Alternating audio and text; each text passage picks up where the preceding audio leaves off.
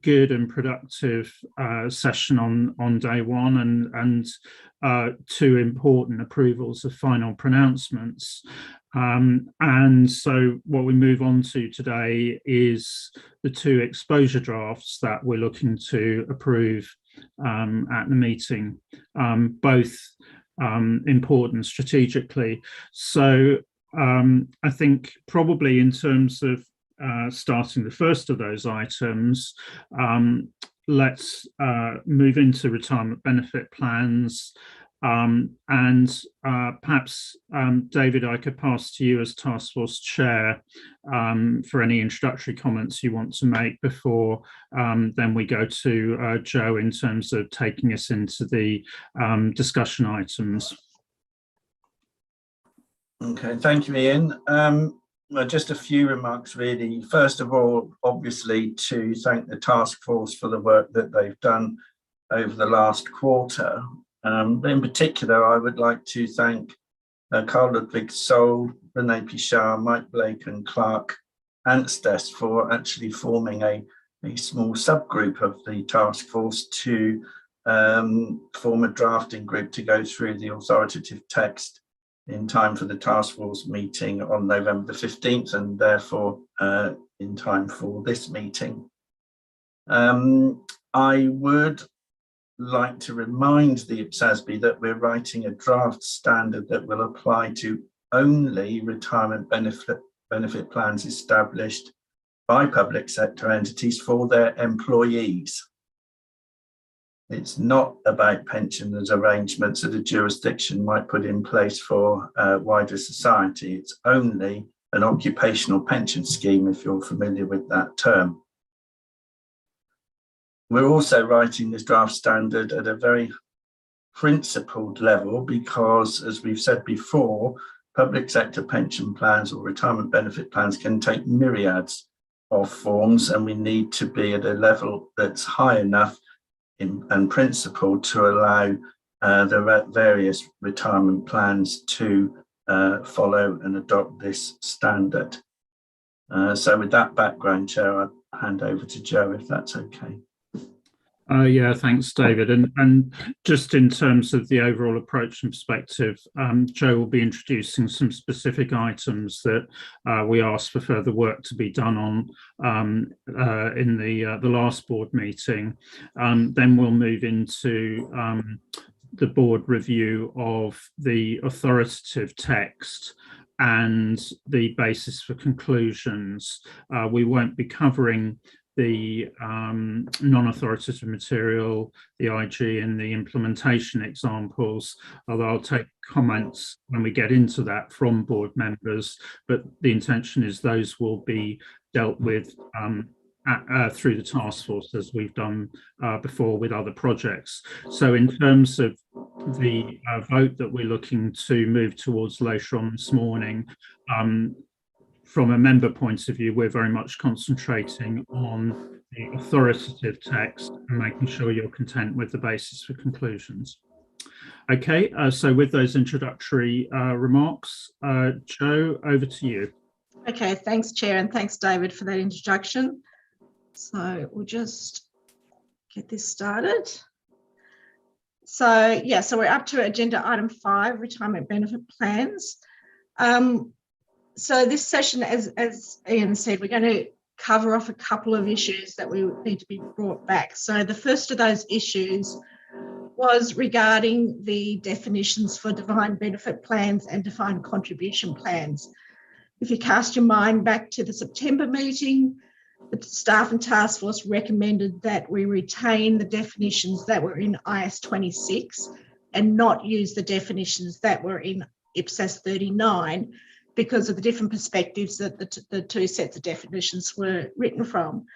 The board agreed not to use the IPSAS 39 definitions, but wanted us to look at the reasoning from the ISB about why there were different definitions between IS 26 and IS 19, which is the equivalent to IPSAS 39, and also wanted us to have a look at changing the actual definition for defined benefit plans to have a more of a catch-all approach, that it would catch anything that isn't caught as a defined contribution plan.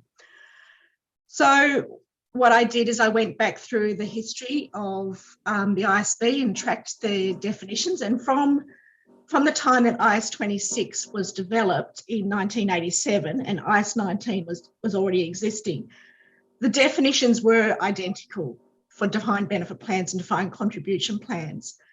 But then when the IS 19 went through a couple of reiterations, and then in 1995 it was expanded and became basically the IS 19 that we know now. And it was at that point that the ISB decided to change the definitions in IS 19 from what was equivalent to IS 26. And it was, again, it was because they didn't think that they were written from the correct perspective. So I feel comfortable that we are right in sticking with, especially for defined contribution plans, what's in IS 26. We did take on board what the board asked us to do with the definition for defined benefit plans, and the staff and task force are proposing that we change that definition to, it's something similar to what's in IS 19 or IPSASB 39, and that definition would be changed to defined benefit plans, retirement benefit plans other than defined contribution plans. And then that will have the catch-all approach that the board asked us for. The definition is slightly different to IPSASB 39 because IPSASB 39 talks about defined benefit plans are post-employment plans, which then could include something that's not a retirement benefit plan. So as David had mentioned in his introduction, we are just talking about retirement benefit plans, so that's why we've got that specific wording there. So I just want to take that back to the board and see whether they agree with that recommendation or not, or disagree with the recommendation.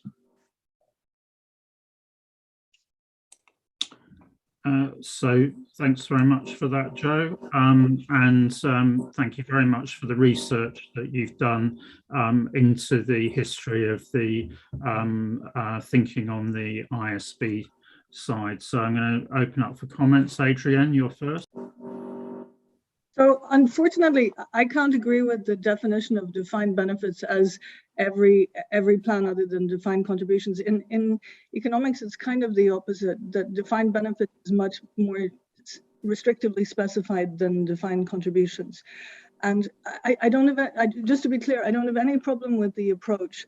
I think it makes sense to have the treatment of defined contributions and then say, for the purposes of the standard, everything else is covered under the umbrella of defined benefits. What I'm objecting to is the drafting, because it's at least from people that I would have worked with, it will be massively confusing to be told that defined benefits are not just schemes with defined benefits, but schemes with any other benefits, as long as the contribution is not defined. So to me, this is kind of a real problem of drafting, and so I can't support the proposal. Thank you. Okay, thank you for stating your position, Adrienne. So are there any other comments on the proposal? Lynn? So I'm content with the proposal, but when I looked at AG 18, which is also authoritative, the last sentence is putting the definition back in. Is that what we intended to do? Yes, that was the intention, to provide a more, just an explanation of actually what a defined benefit plan was. But I guess the wording of that sentence is actually the previous definition. So yeah, I see where you're coming from. Are we therefore including the previous definition by the back door? And should we be doing that, question mark? Yeah, I understand what you're saying, but I think that was the discussion that we did have, that we would include that in the AGs, but David, can I just ask, from the chair perspective, is this because I think the point that Lynn's raising is this an explanation of the current or the proposed definition, or is it something that's been left over from the previous definition? Well, it was supposed to be an explanation of what a defined benefit scheme or defined benefit plan is.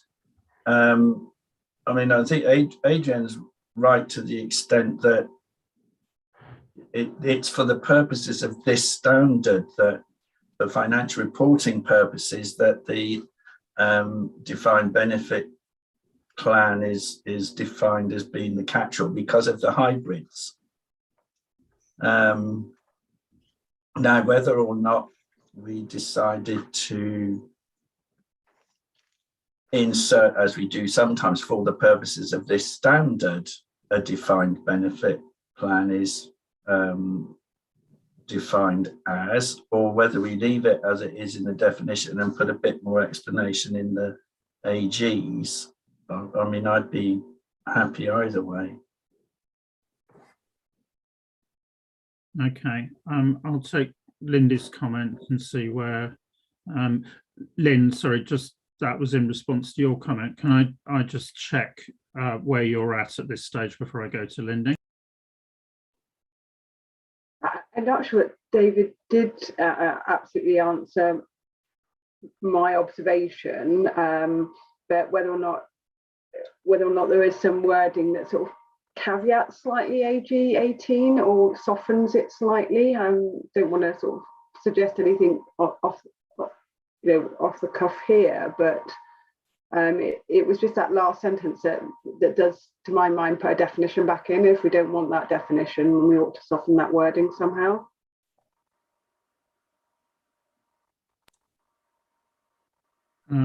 Joe, are you wanting to come back on that? Yeah, I think we could definitely soften the wording.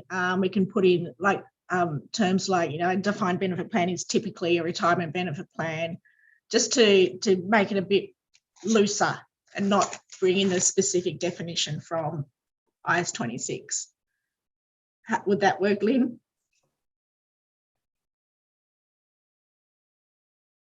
Okay, we've got a couple of thumbs up there. I'm seeing thumbs up on that. So that's an instruction that we need to have that, clarification on that. Lindy. Yeah, I was just going to offer a clarification. I don't think you need the first part, but you can just say generally amounts paid or something like that. Yes. So I had the same concern. I just also wondered on AG 19, just to give my second comment, we talk about investment risk, and I was wondering if we need to also include the concept of actuarial risk, because it's both of them that will then fall on the when it comes to a defined benefit plan. Because there's a bit of a focus on investment risk, but there's also on the valuation and the net risk and the actuarial risk valuation that also falls on them. Thanks. Okay, well, I think we can take that point away. Now, just on the point that David raised, which I think gained support from Adrienne, was whether we included for the purposes of this standard. And given the challenges that we're facing in terms of trying to get over the difference of perspective that we're talking about, we're not talking about the employee benefit standard. IPSAS 39, we're talking about retirement benefit plans. That does sound as though that might be a sensible approach here. Joe. Yeah, so the first line under the definitions does specifically say the following terms are used in this standard with the meaning specified. So that covers off that we are only talking about these definitions only apply to this standard. And then at the end of the definitions, we've got any other terms that are defined in IPSAS are used in this draft standard. So if you're looking at a defined benefit plan, you need to use the definition in this standard and not the one that's in IPSAS 39. Ross, can I just check with you, because we have elsewhere used the term for the purposes of this standard, actually in a definition. I think, am I right on that? I think this is all about communication, I think, rather than anything else. Yeah, we do use it, but I don't think it's in the actual definition, but we'll check with other standards. Sorry, Ross, you're on mute. Ross, you're on mute. Sorry, one of those days. We don't use it in the actual definition. It's like a subject heading that separates certain definitions from other definitions, but we'll make sure here that we're consistent with other standards when we go out with the ED. Okay. Well, I think I don't want, Adrienne, if you're on that point, I don't want to redebate that at this stage. I'd rather actually see what the staff come back with in terms of drafting on this. Okay.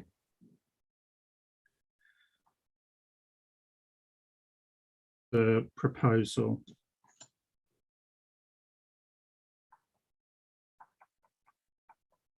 Okay, so I think in terms of the overall approach, you know, notwithstanding the caveats Adrienne has expressed in terms of other groups, non-accountant groups, we're content with the approach. We need to see some proposed revisions along the lines that Joe summarised, which address the point that Lynn raised in terms of essentially consistency between the actual definition and what appears in the application guidance. There was the point that Lindy raised on investment versus actuarial. So those are the instructions from that discussion. Other than that, I sense members are content with the overall approach and the definitions proposed. Okay. Good. Move us on to the next issue, Joe.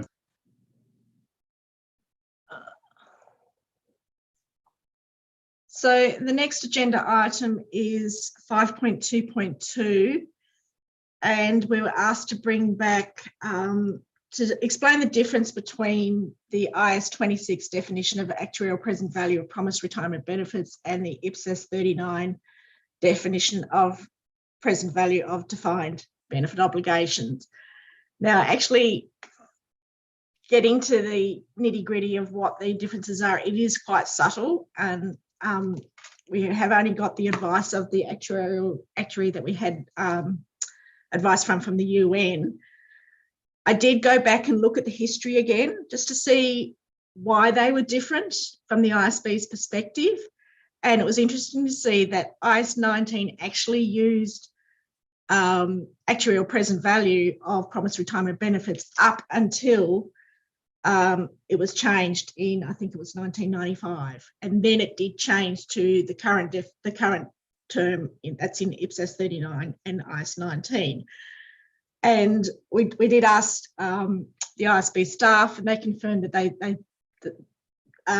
they agreed that there was a valid reason for changing it. And I think it is also, it's again the different perspectives. I'm not an actuary. I don't know all the ins and outs of actuarial calculations, but we also noted that IAS 26 lead into the definitions specifically removed the reference to IAS 19. So we think there was a, I mean, we are going back to 1995, trying to find the board papers from the IASB is quite difficult, but we think there was actually a conscious decision to have the two different definitions in the two different standards.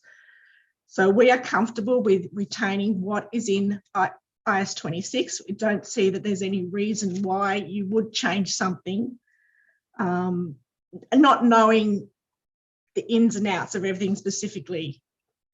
So, yeah. So the staff and task force recommend that we just stick with what we've got in IAS 26. Okay, thanks, Joe. So open up for comments from members.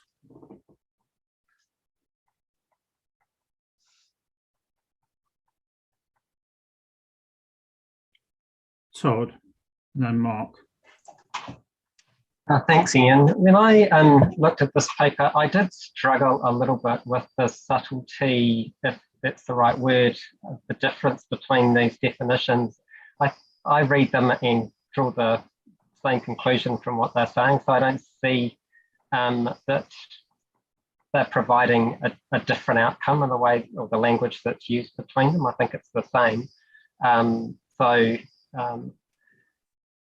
It would be interesting to understand better, because I read what you'd put in the paper that had come through from the actuary and didn't quite get why they thought that there was a difference between these. That said, I think I can live with going with the IAS 26 definition for the reasons that have been outlined, but probably where I started with these papers was I probably have preferred to have a level of consistency between our own standards rather than pick up IAS 26 if there isn't really any difference here. And as I say, I'm not convinced by what I've read that there is really a difference, but I'm happy to go with the IAS 26 definition if people are convinced that there actually is a difference here. Thanks, Todd. I mean, I understand, and I certainly personally sympathise with that, aim of consistency, and it does feel like, staff have done a good amount of digging on this to try and uncover the background to the difference that we have. I was just looking to see, and I'll just ask Joe for confirmation, do we actually have a specific matter for comment on this point? No, I don't believe we do, but I was just actually thinking that maybe we could add one in just to say that, we've decided to retain the IAS 26 definition and not, I mean, obviously the wording, we have to work out the wording, but just citing what the board decided, or if the board does decide that, to retain the IAS 26 definition, I mean, it does seem to me that it would be, we're highlighting various things. I think we probably should highlight this one, if you like, in terms of, and make sure that we've got some appropriate discussion and basis for conclusions that indicates we've looked into this. And I think, that if you like, would act as a placeholder that we probably would need to have some further, more formal consultation with the actuarial profession, because I think, clearly we don't want something in our standard that, there is a greyness, if you like, in actuarial guidance. But as Todd said, I think that shouldn't detain us if we take those measures in SMC and make sure we've explained what we've done in the basis of conclusions. That shouldn't detain us from, exposing this for comment, and then we can finesse that in the light of the advice we get. That's okay. Mark. I think Todd just explained most of my feelings I had when I read the paper. I saw some hint in paragraph 8 and 9 where they say it's one uses the 100% certainty and the other one not.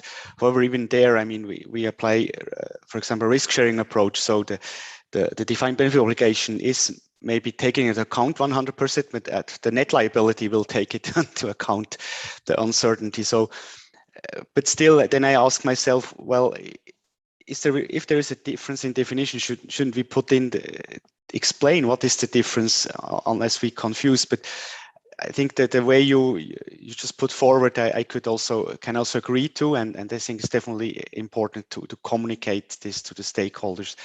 I then just have one issue in paragraph 17. There is a footnote under defined benefit obligation to participants, and then it say for defined benefit plan, this obligation is the actuarial present value of promised retirement benefits. So I think this could then confuse the stakeholders, the people, to say, oh, actually the footnote says it's the same. So I would then rather say remove this footnote, otherwise we would create new confusion. Thanks, Mark. I think that seems sensible, that we take that approach. I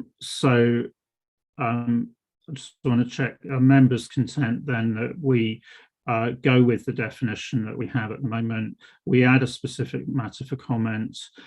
We have another look at what's in basis for conclusions to see whether we can clarify the discussion that we've had. And in the intervening period, then I think we need to get to the bottom of this from an actuarial perspective as to whether there genuinely is a difference in approach caused by the difference of perspective from a retirement benefit plan perspective, as opposed to the IPSAS 39 perspective.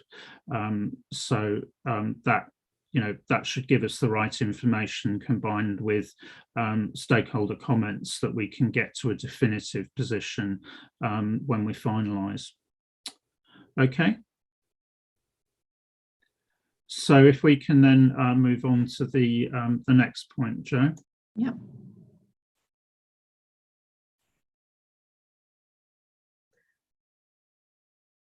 So the next paper is agenda item 5.2.3, and this also does relate to what we've just been discussing about these two different definitions. So it was brought to the attention at the last to the board the last meeting that some jurisdictions allow a practical expedient in the measurement of the actuarial present value of promised retirement benefits for retirement benefit plan reporting, in that generally in a single employer plan, the calculation that is done in IPSAS 39 for the present value of defined benefit obligations can be used in certain circumstances as the calculation for the actual present value of promised retirement benefits for the retirement benefit plan. So we discussed this at the task force. We're a little bit uncomfortable about putting it in as authoritative guidance. So as a compromise, we have included it as implementation guidance and basically put questions that the trustees of the retirement benefit plan would have to address to make sure that they are comfortable with using a calculation done for a different purpose, so for the employer's perspective of their obligation. And we've included that draft non-authoritative guidance in it was page 15 of 98 in this set of papers. The reasoning for allowing a practical expedient is that obviously it's going to save some costs from not having to get two different actuarial valuations, but it is also going to require the judgment of the retirement plan trustees, that they're the ones that are going to have to be content that what has been used for the employer is suitable to be used for the plan. So the staff and task force recommend that we include this non-authoritative implementation guidance, which would allow this practically expedient in certain circumstances. Thanks, Jo. So open up for comments from members. Lucy. Yes. Thank you, Chair. Actually, I partly agree with the recommendation. However, in view of the analysis provided in paragraphs 4 to 9, and even in the appendix under this agenda item, I think the proposed practical expedient might not be considered practical at all, considering the limitations and the unintended consequences that may result upon its implementation. Because when we say practical expedience, it should provide a relief effort to help the preparers apply more easily the accounting guidance set initially. In consideration of the implementation guidance set forth in the proposed ED, it might not partake in the very nature of practicality.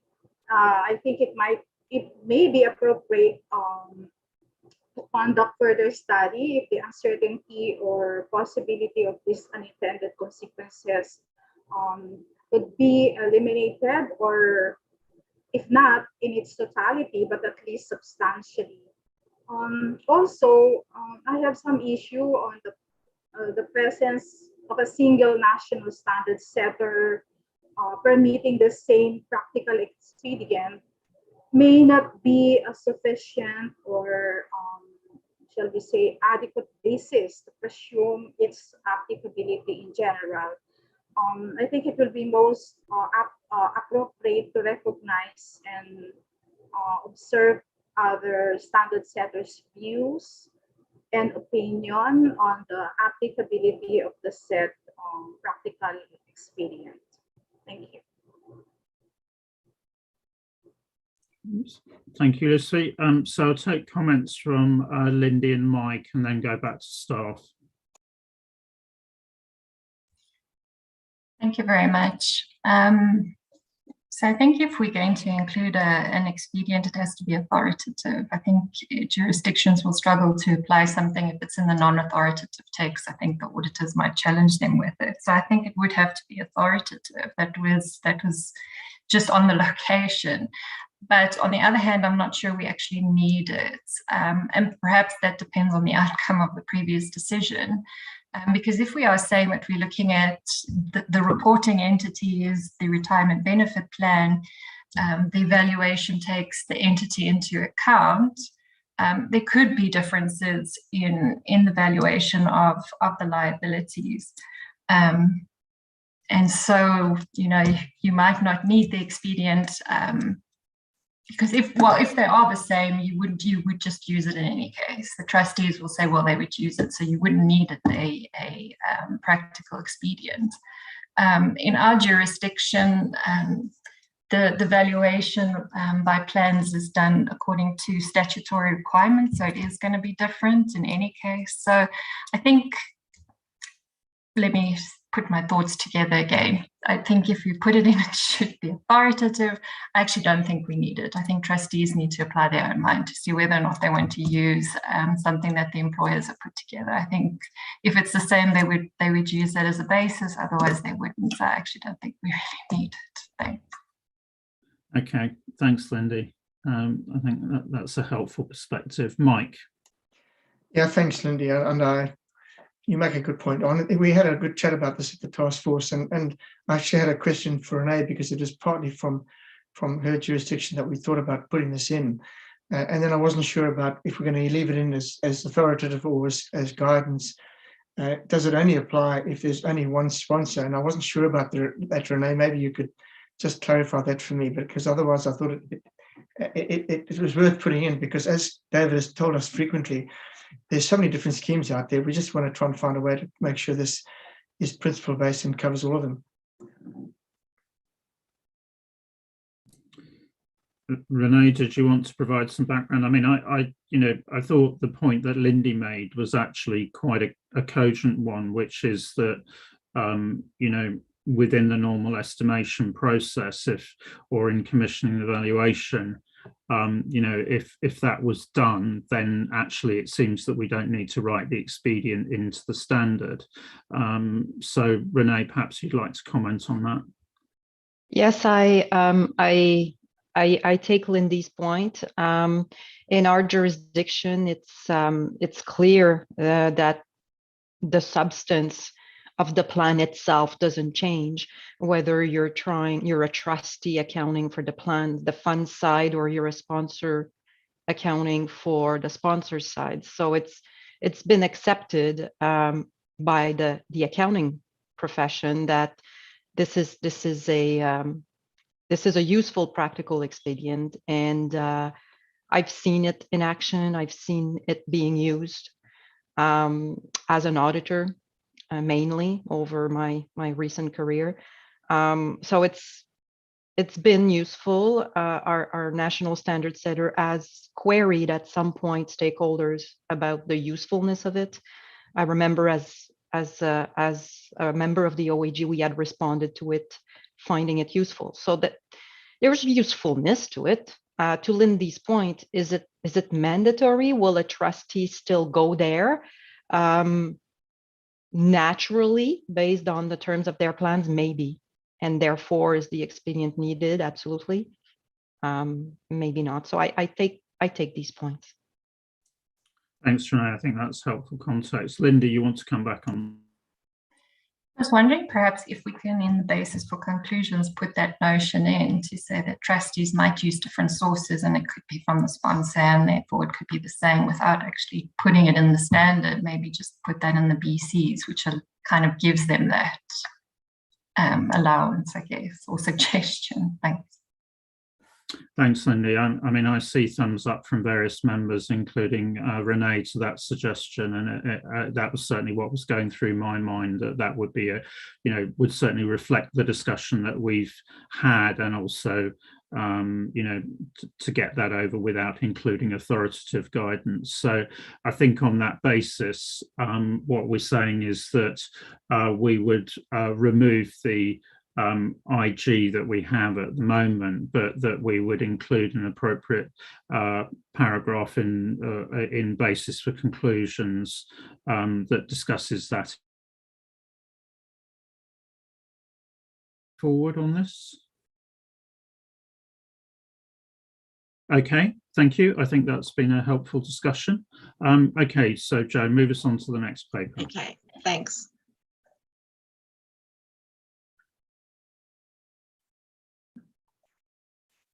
So the next agenda item is 5.2.4, and this is related to the SMCs. So at the moment we have 6. Now I know we need to put in the 7th one that we just did talk about the definitions of the IAS26 and IPSAS 39 definitions for actual present value of promised retirement benefits. But at the moment we have a question on the definitions regarding defined benefit obligations, and I think it was just on defined benefit obligations.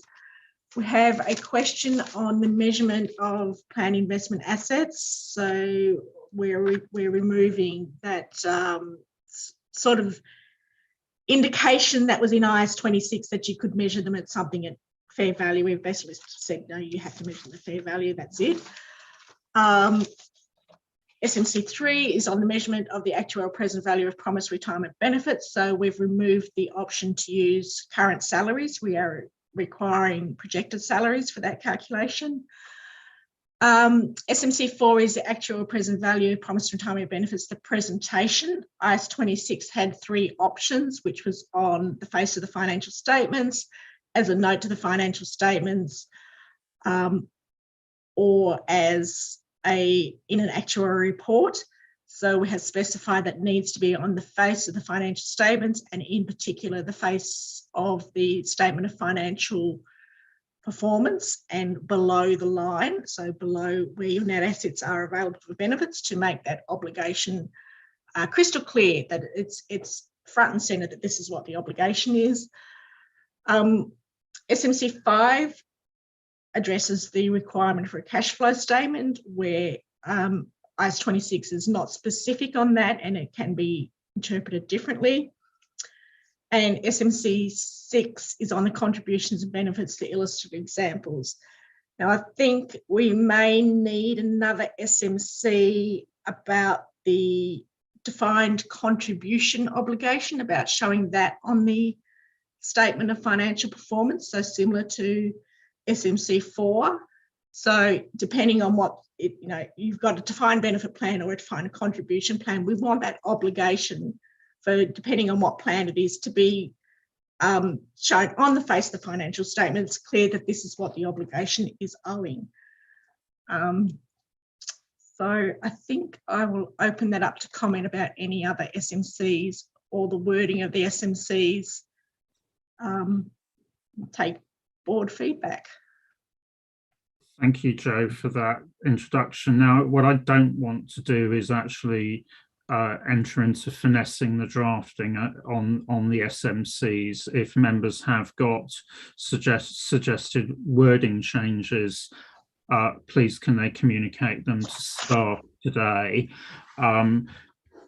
What I'd rather take is the sort of comments from members in terms of have subject to those points that Joe made, have we got the right SMCs and are they focused in the right way? Patricia. Yes, thank you. My first suggestion is present the short description of the difference in our SMC, like as in SMC 3 and 4. For example, it's not the same way in this SMC 2. In relation to SMC 6, in relation to SMC 1, I think the difference in relation to the definition of net assets available for benefits should be included, because in this version of the exposed draft, the definition was changed. And my question is in relation to the SMC 6, because I think it's so hard to understand. And I talk with my colleagues, actuarial colleagues, to understand the proposals here. And I would like to expose my understanding to confirm if my understanding is correct or not, and consequently my conclusion. In my view, the approach in which contributions and benefits are considered increase or decrease of liabilities is a key difference from IAS 26. For think about this, I think based on the extreme case.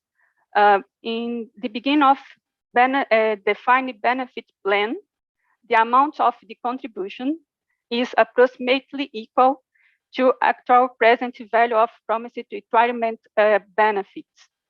In my example, I am not considering assets related to administrative activities. So the net assets available for benefits is equal to 0 in this example. In the approach in which contributions and benefits are treated as revenue and expense, the value of the net assets is the value of the contributions. Then I have two different values for the same concept in this standard, where the contributions and depends on the value depends on the treatment. And I think it's the same concept. It's not or the same definition is not appropriate for two active different numbers. Then my conclusion is where the contribution and benefits are treated as change in liability, it's not possible to meet the requirements, the main requirements in paragraph in IAS 26 in paragraph 17 to disclose the net assets available for benefits, because the net assets is 0. The actual present value of promised retirement benefits, because when I change the value is modified, but because I conciliate with the contributions, and the result excess or deficit. I think the main requirement in the IFRS is in relation these three elements: net assets, actual present value, and result excess or deficit. Because of this, I think when we decide to include alternative approach, we have a substantial difference in relation to IAS 26. Then I think the SMCs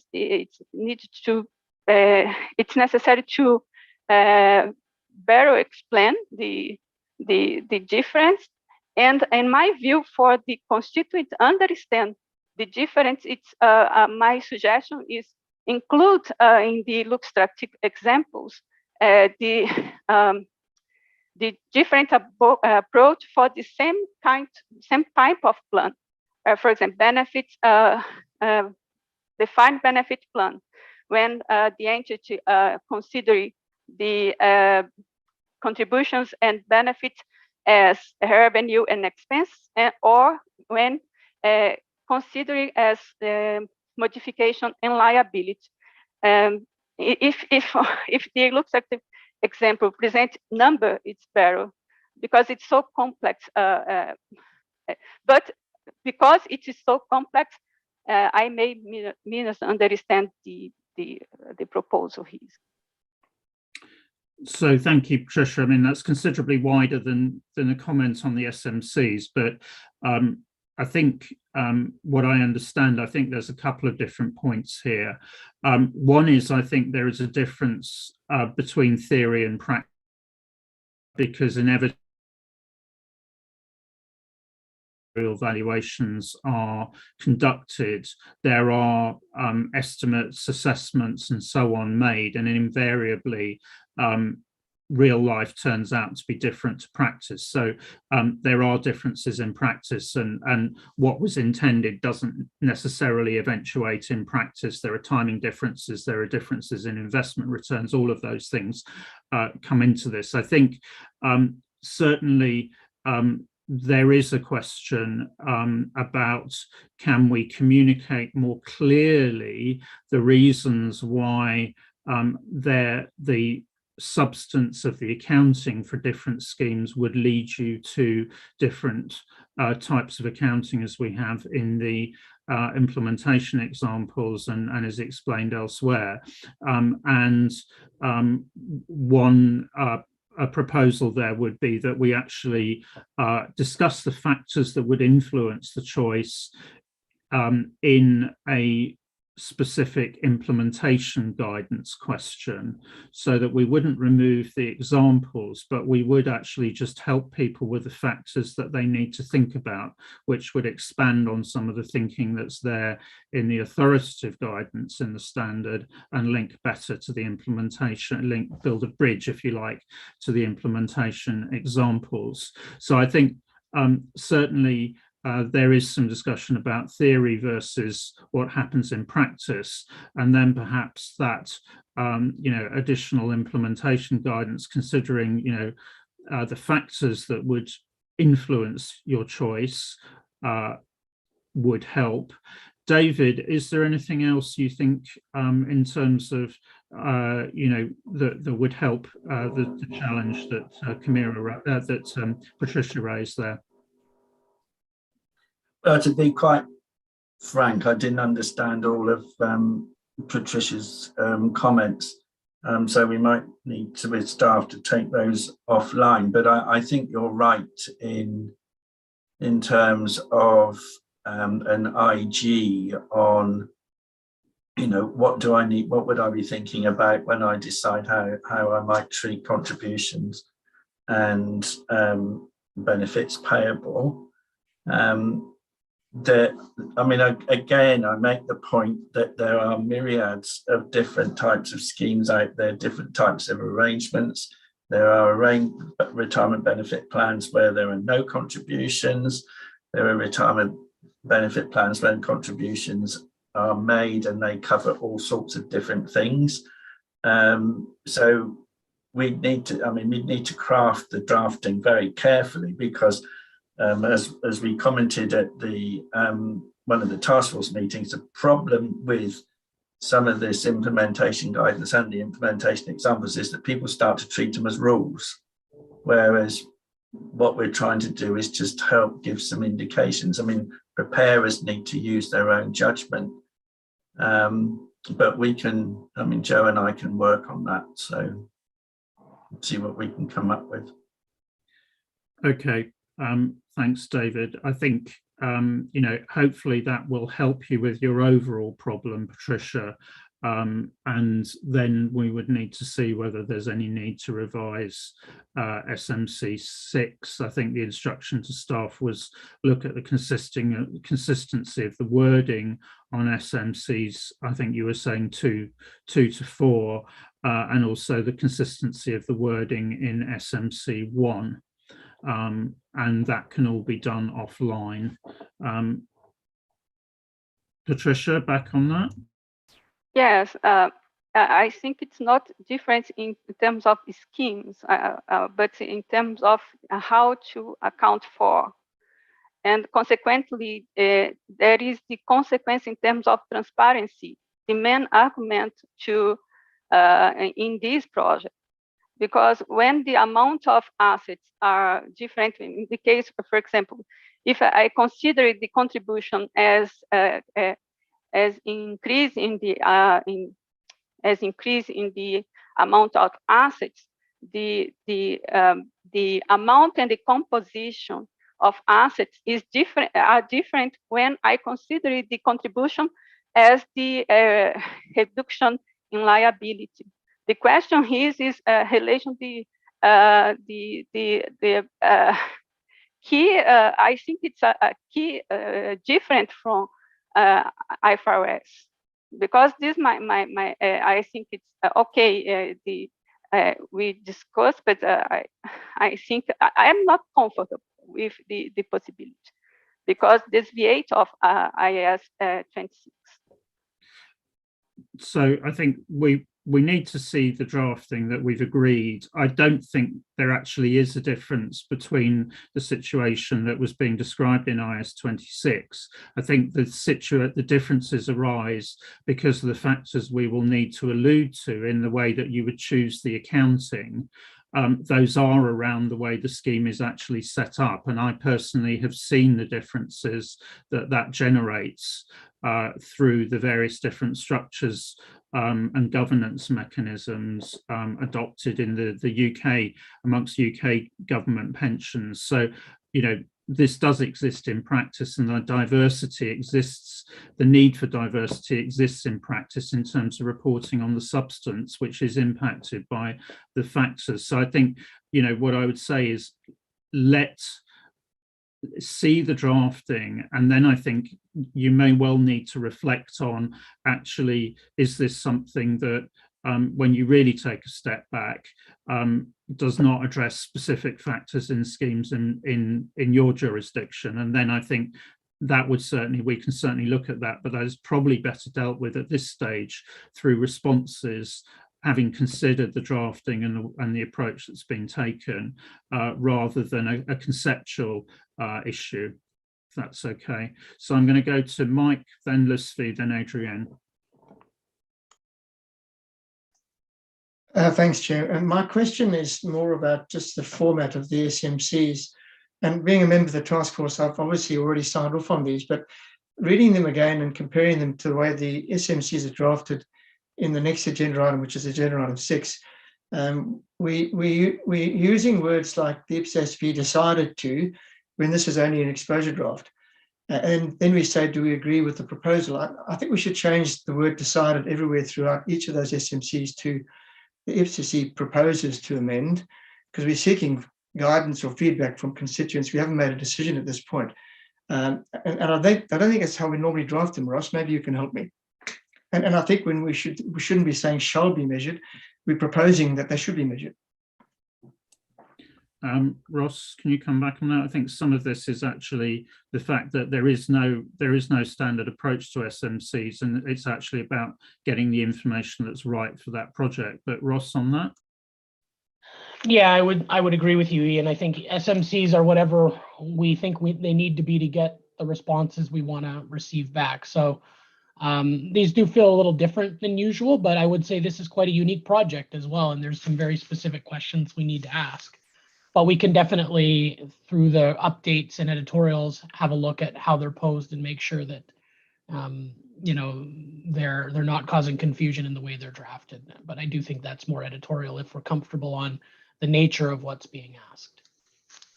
Thanks, Ross. I mean, I think on your point, Mike, I think, probably as this is an exposure draft, we should be talking about proposes rather than decides. Just, syntax wise, this is a consultation and we are seeking feedback. So I think, that you're certainly right around that. And I think, so if we can just reflect on that use of language to make sure that we get over the fact that this is proposals and that we're seeking feedback on that. So thanks for that, Mike. Okay. So if I could just come back there, Chair, I think that's my preference, but I think that then once the BCs are drafted, we can then say that IPSASB decided. Yes, I mean, but that's what, when we get to the final standard, yes, we can say, what the BCs at the moment do is discuss and the basis for our conclusions, but those are, it's a draft final standard until we actually finalise based on discussion. So I think that's the, there's a bit of nuance there. You're right, but we just need to make sure we've got the syntax right, because I wouldn't want our constituents to feel that this is cut and dried at this stage, because it isn't. We do need their input. Okay.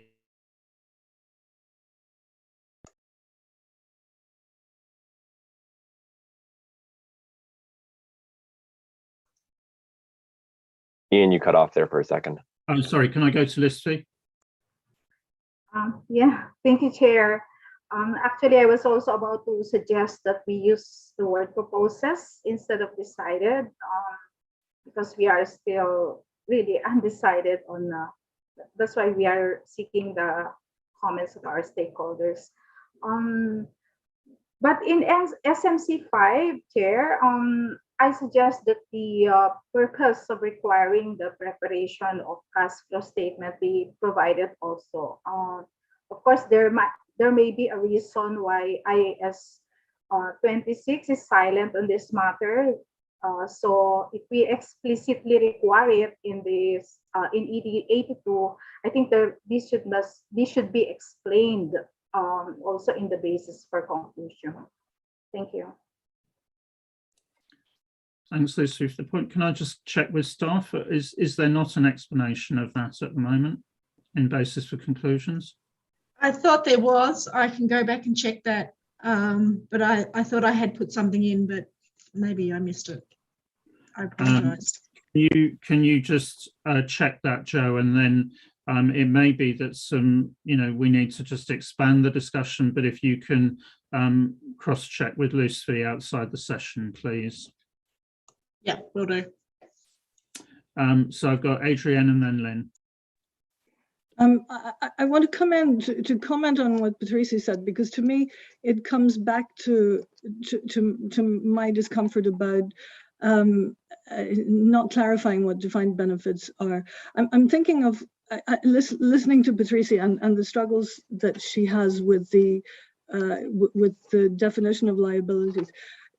It's thinking of how the IMF would talk to governments about this. The first thing the IMF would ask the government is it defined contribution or defined benefit? If it's defined contribution, your liabilities are your expenses are capped by the contributions. If it's defined benefits, it's completely open-ended and it's not capped. And I think that's what she's struggling with, and that's why I have a problem in not defining in pretending that the definition doesn't matter.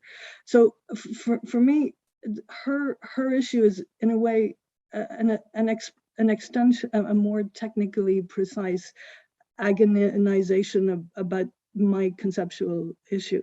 And it's why I think we should confront Patricia's concerns in the same vein as understanding why we need to be very clear on what we mean by defined benefit as well as defined contribution.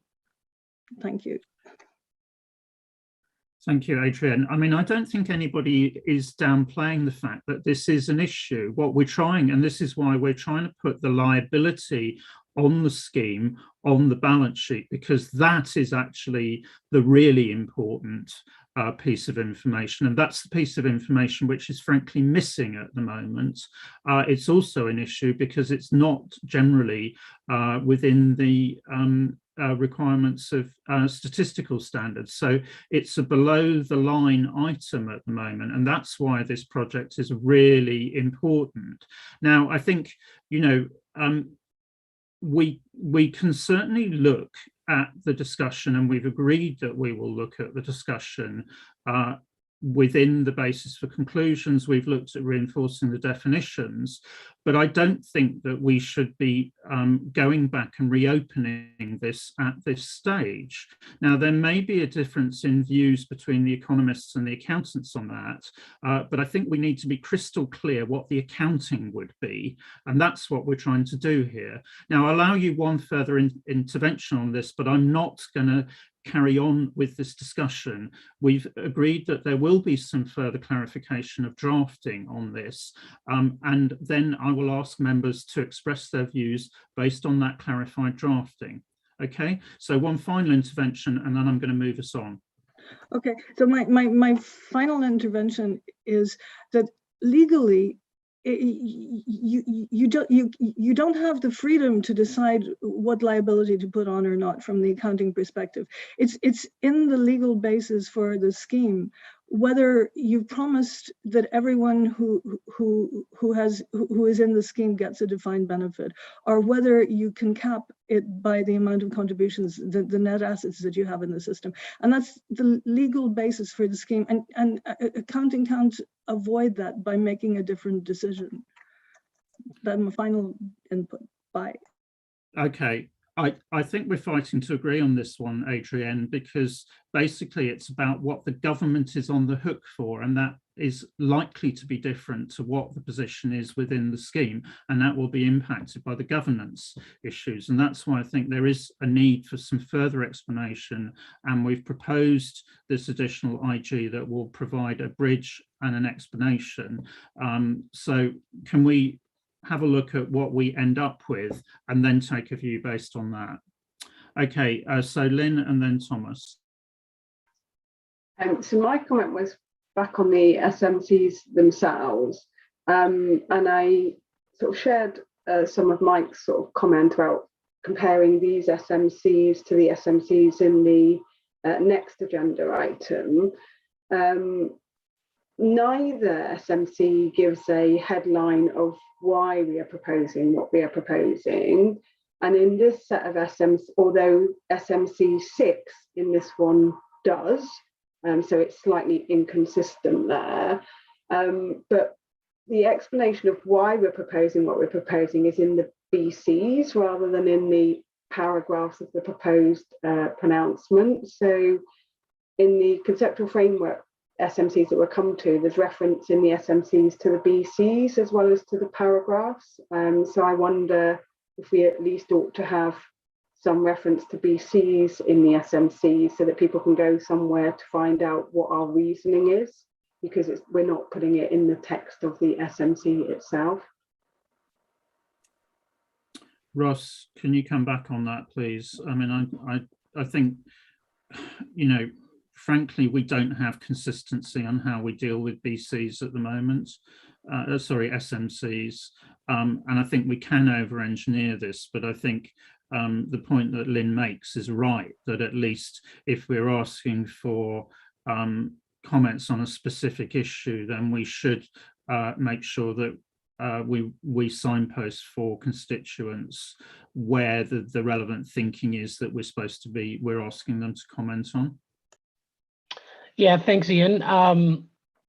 Again, we're not 100% consistent, but it's not out of the norm to refer to the thinking in BCs and SMCs. I'd say that we do commonly do that, and if that will help in this case, I think we should do it.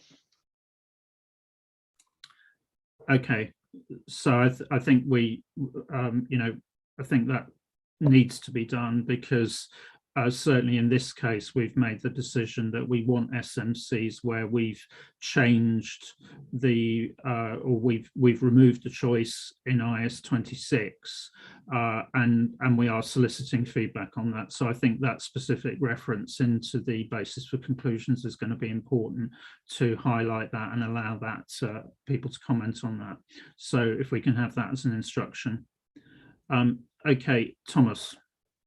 Yeah, thank you, Ian. Just answering to the question regarding additional or potential additional SMCs, and building on your question, Ian, what you said earlier, is it clear enough what problem should be fixed and what you try to fix here?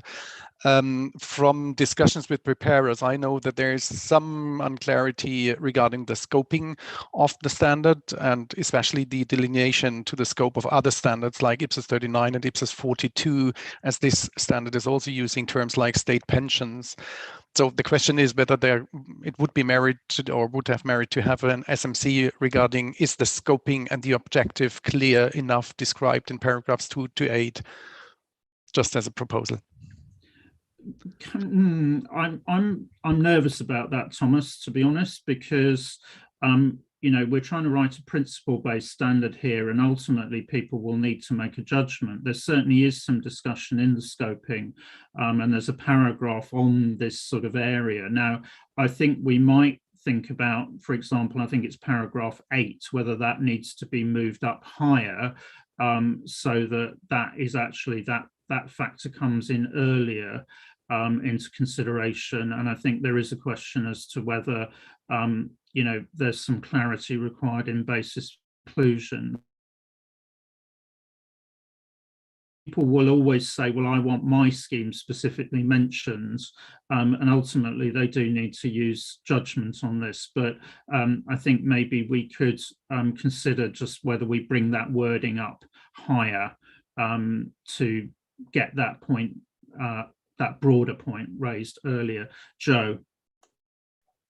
Yeah, so thanks. We have heard the comments, particularly around about state plans, that particularly in the US, that it means something different, and in Europe it can mean something different. But it is actually a defined term in IPSAS 39. We have footnoted what it does actually mean, and it does not mean a general retirement benefit plan to the general public. It is very specific about what it is, and it is a legislative plan to certain employees.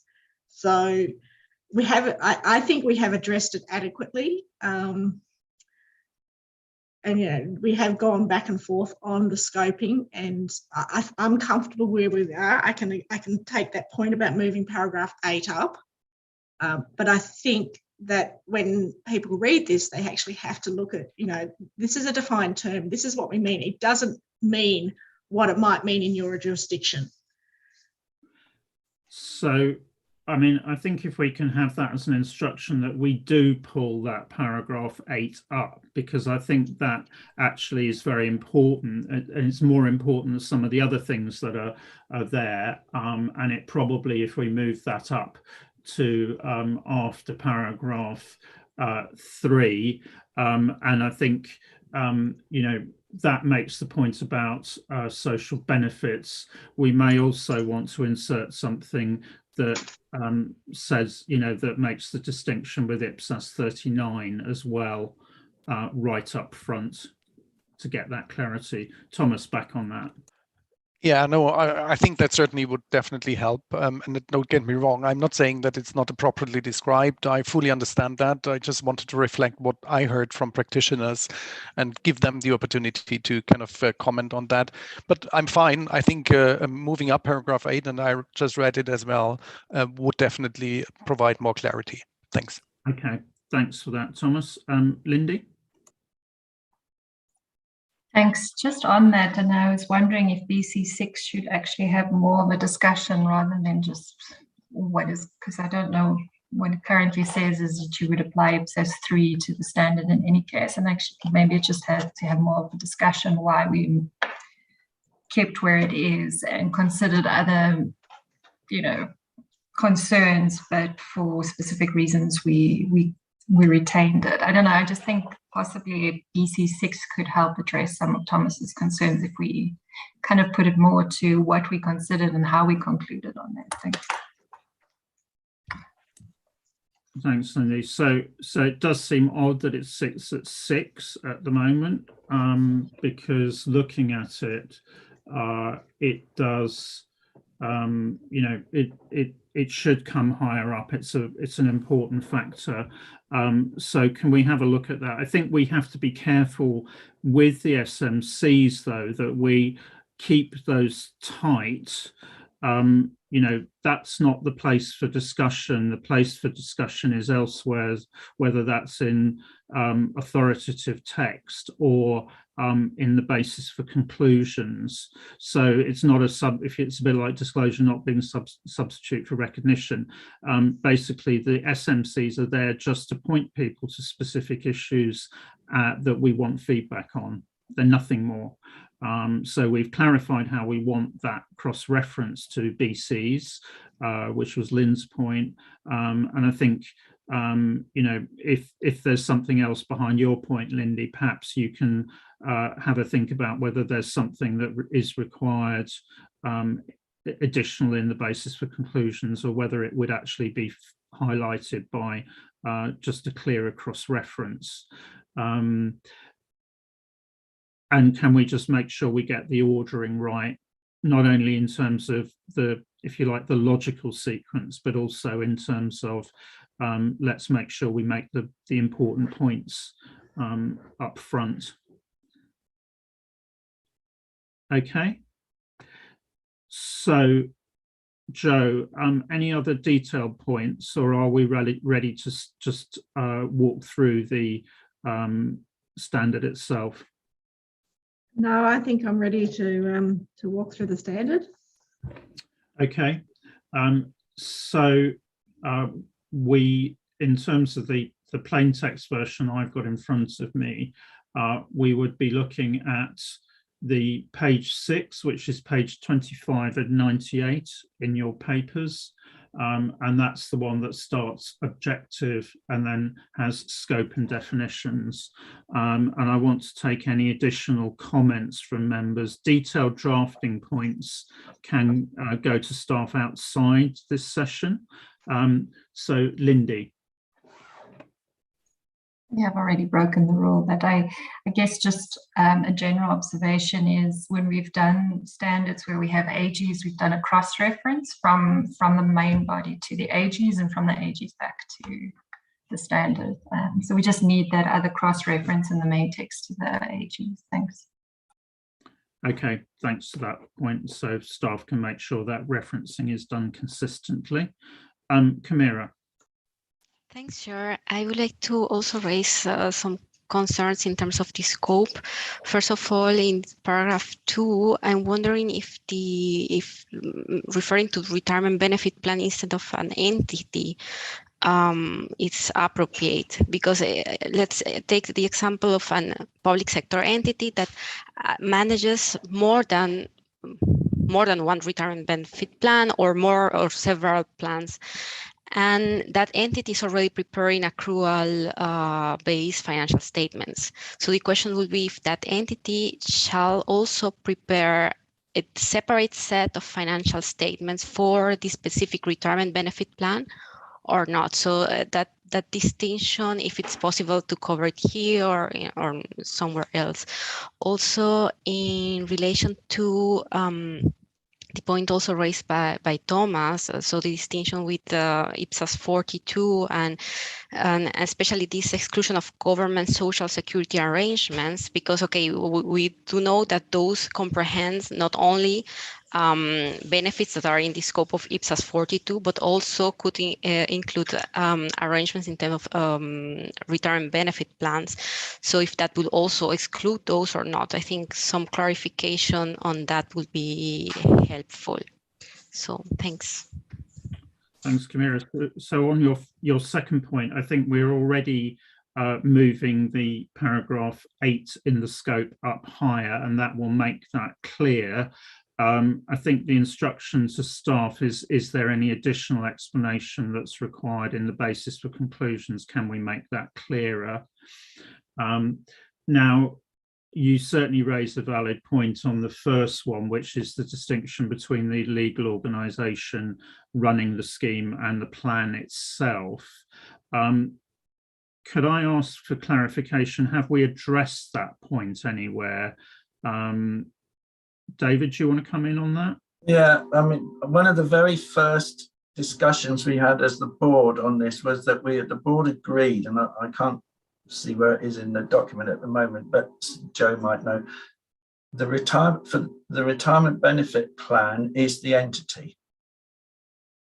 And that's exactly the same as in IAS 26. And the board agreed that that is the case.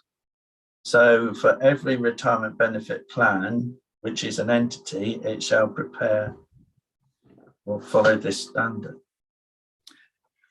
I think that, and you're referring there, I think, to BC7. I think what Camilla is probably saying is, can we just extend that to say that there would be a difference there between the body administering it and the plan itself? Am I right on that, Camilla? Yes, correct. So it's just to offer a bit more guidance to the, so if an entity is already preparing financial statement as administering and comprehending everything, all the plans they have based on IFRS or another, if they shall also prepare separate set of financial statements only for the retirement benefit plan. So if we could clarify that, because as we are also in this paragraph 2, it's like, okay, if the retirement benefit plan is preparing financial statements or not, so we are already assuming that those retirement benefit plans are preparing a set of financial statements. And actually, since in this standard or in this exposure draft where we are telling them which financial statements they should prepare and how they should prepare them. So I think that that clarification is required. Okay, so if we just give that clarification, that extension in BC7 that just underlines the point that's being made and the thinking for it, because I think it's not, it's separate from the point that this is the same as IAS 26. It's the point that you know, the body administering is separate from each of the individual plans, and it may be administering more than one plan, for example. So it's just getting that thinking in there, I think. Okay, so if we can make that elaboration of BC7 to address that point. So I go to Patricia next. Yes, thank you. In relation to the definition, the definition of net asset available for benefits confuses me, regardless of my early discussion about the accounting choice. But here I could understand there is a definition for defined benefits and other definition for defined contribution. It's not clear in the end, the inclusion of this sentence, and or the defined contribution obligation to participants. It's are the assets of a plan less the defined contribution obligation to participants. It is applicable only for the defined contribution plans. In fact, it's confused me. I couldn't understand this definition. Thank you, Patricia. Yes, I can understand that that confusion when I read it, and as a native English speaker, I can understand that confusion. Perhaps could I just seek factual clarification on that, and then we can decide how we explain that difference? So this definition, so it was raised at the task force meeting that the definition that was there actually only dealt with defined benefit plans, that you would have your net assets available for benefits were the assets less any liabilities other than the obligations to defined benefit participants. So that didn't actually work. So we're addressing, what we're trying to address that is, you know, if you've got a defined contribution plan, Then you've also got obligations to defined contribution participants. So what we want to show is that you have your net assets available for benefits, and then you have your obligation for either your defined contribution participants or your defined benefit plan participants, or you could even have both in the one plan. So that's what we're trying to make sure that those obligations to participants of the plan are shown below that net assets available for benefits line. So there was some discussion about whether the obligation to defined contribution plan participants should be included in the liabilities above the line, but because the purpose of this project is to show the obligation that is owed, we've separated that out from including that liability above the line, if that makes sense. So basically we want to say these are all your assets, and then here are the obligations that you owe either to a defined benefit participant or a defined contribution participant, so that the obligations are crystal clear that this is what the plan owes. I mean, I can understand Patricia's point that that's actually pulled a lot of different thinking into one definition. And I'm kind of questioning at the moment whether some, and you know, what I think she's saying is there's no explanation of that. Now, I don't know whether that comes later on, in which case you could wrap it up in a single definition. David, do you have any thoughts on that? Because I think there is, in the way that Joe has explained it, there is a lot there, and therefore I can understand the confusion that's emerging. Yeah, well, I think it's actually quite simple in as much as that what we're trying to do is to say, well, I mean, if you think of it in terms of say an ordinary set, a non-retirement plan set of financial statements, where when you're preparing your statement of financial position, you'll have current liabilities and you'll have long-term liabilities. Okay, now the net assets figure here will be net of your current liabilities, which may include, in terms of a retirement plan, it may include benefits that are payable to somebody who is already drawing the pension. So it's an amount that's due now. The long-term liabilities is the obligation. So it's your future long-term obligations. Now, as we've said all along in this project, that that obligation, that longer-term obligation, the future obligation is shown below the line, below this net assets line, because that is one of the key pieces of information for accountability purposes and decision-making purposes. So that's it in a nutshell. Now, whether or not, and so it's right, I think, that it should be in the one definition, because you've got one line that is the net assets available for benefits, which are the future obligation. Now, whether it would actually help to do that, split the definition into net assets available benefits are one, the assets which is the defined benefit, and then two, what it means in terms of defined contribution, so that it's split. So you could actually put just a slightly more text in there. And I mean, I know other definitions or other things in other standards do that. So we could look at doing that. I mean, I think that clarification is important between the different types of schemes, not least because of the overall point that Adrienne has been making. So I think if we can do that, and in my mind, whether it's a 1 and 2 or whether it is actually two different definitions, one for defined benefit and one for defined contribution, I think we need to have a look at that. But you know, a lot of the debate we've been having is about the clear, you know, the importance of the distinction, and it may be better to have separate definitions that clearly do make that point. Adrienne.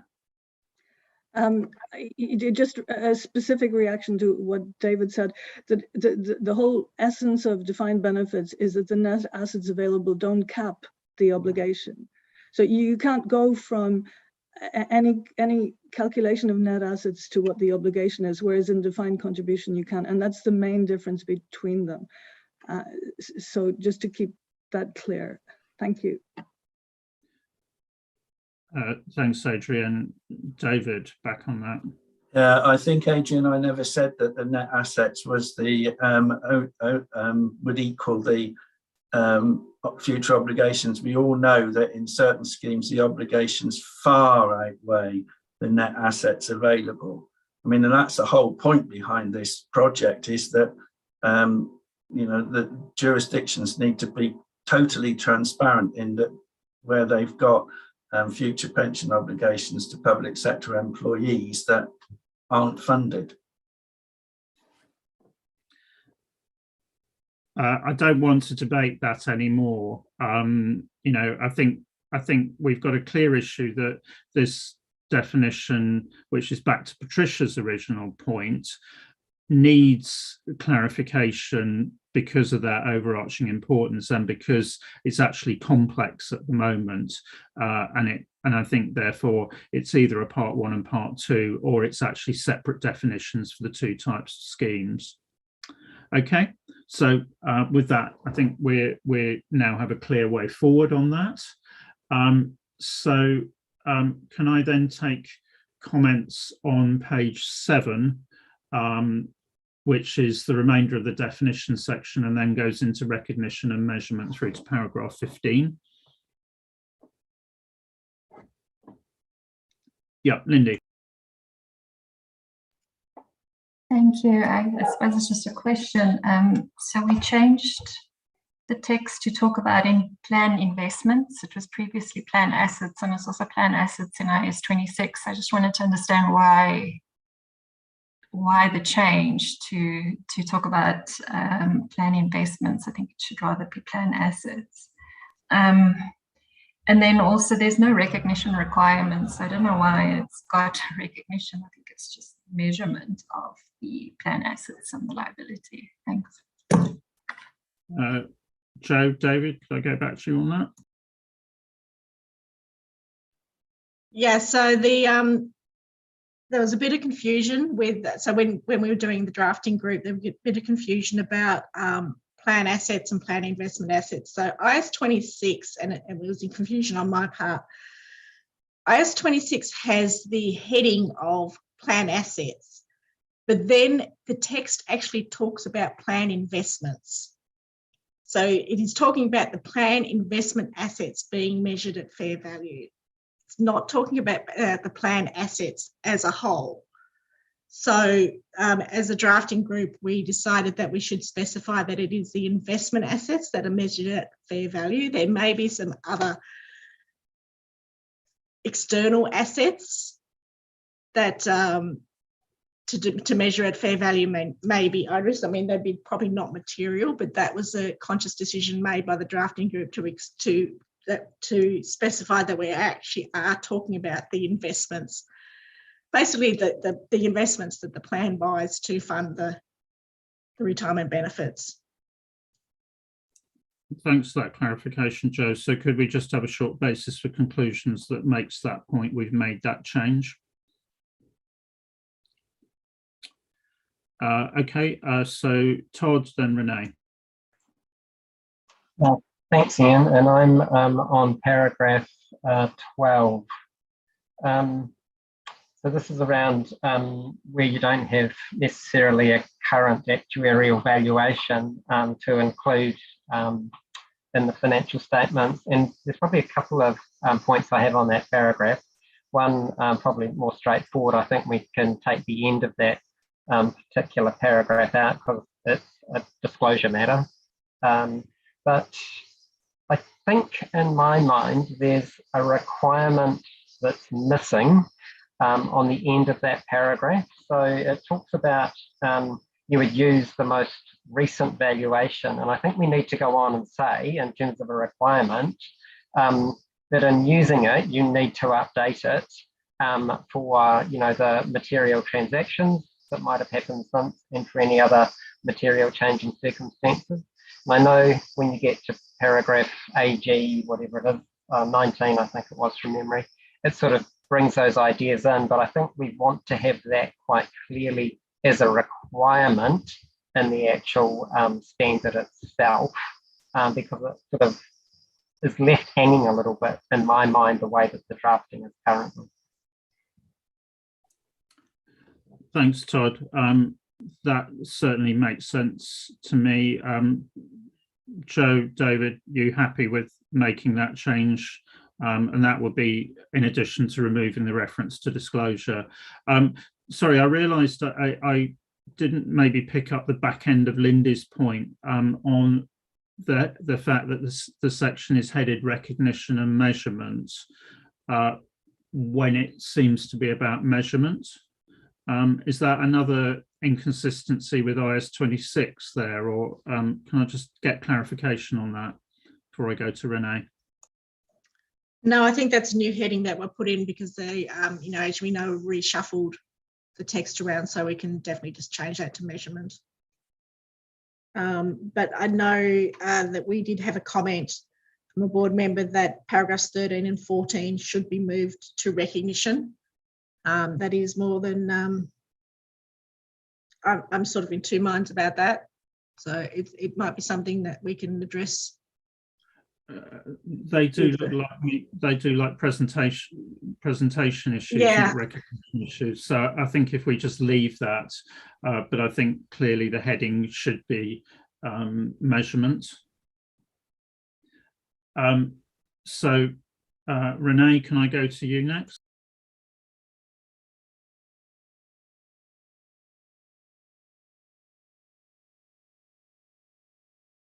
Renee, you're on mute.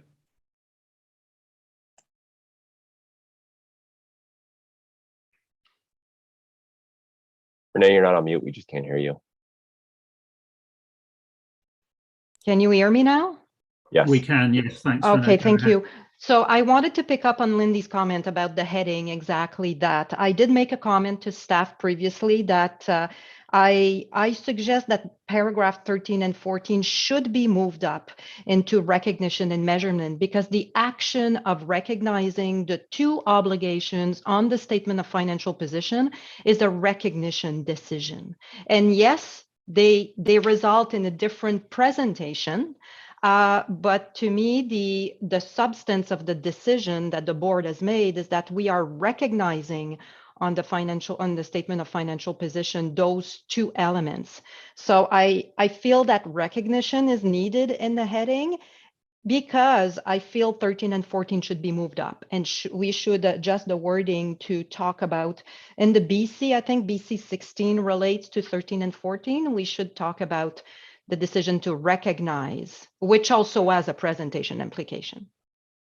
I can understand the point you're making there, Renee, but actually in our framework, recognition refers to the inclusion of a transaction within the financial statements. That's different to where you actually present it.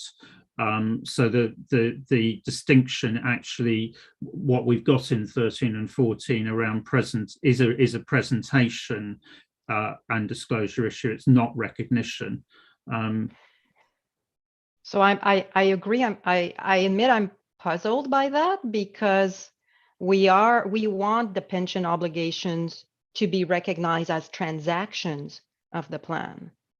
So I see them as transactions of the plan because they end up as a liability.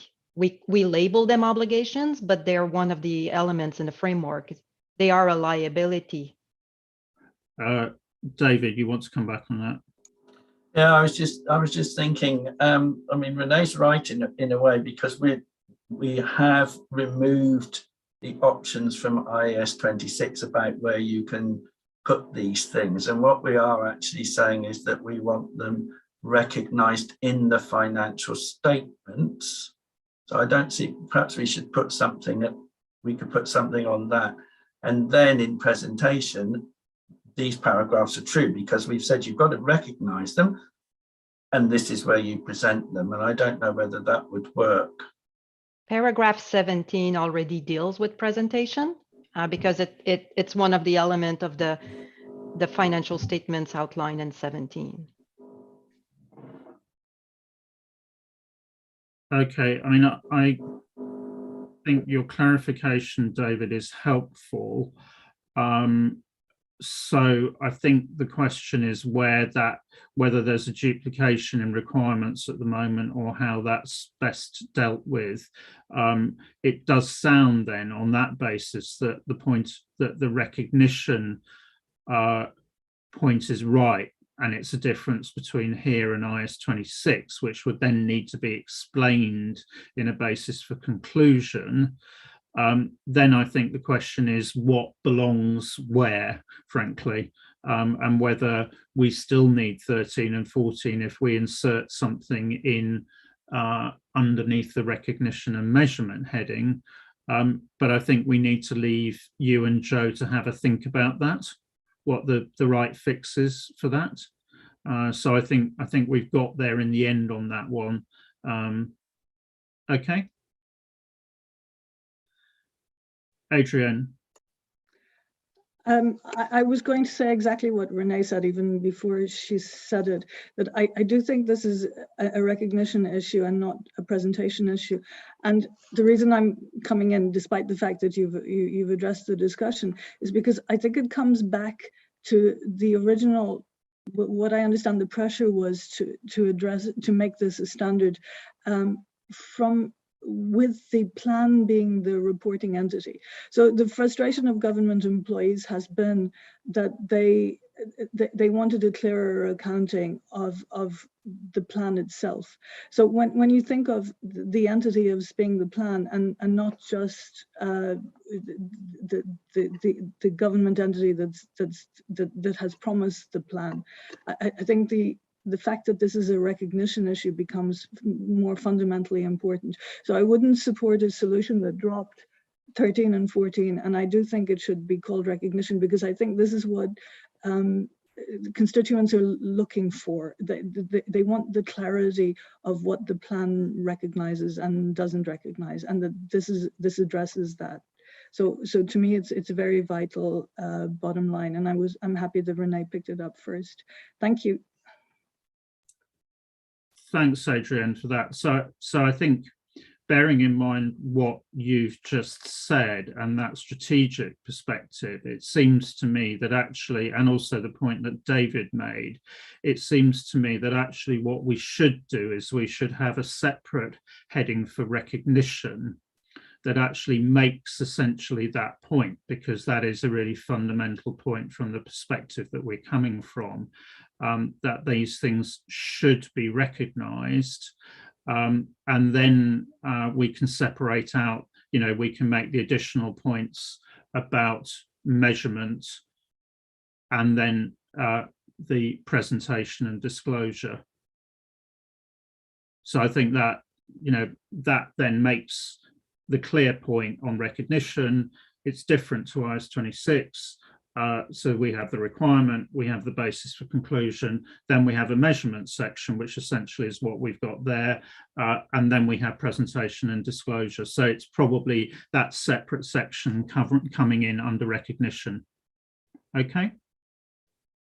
Okay, thanks everyone. I think we got there in the end. So thanks for bearing with me as we went through that. Good. Okay. I think that's a good clarification. So we move on to page 8, which is pages 27 of 98 in your papers, paragraphs 16 through 18.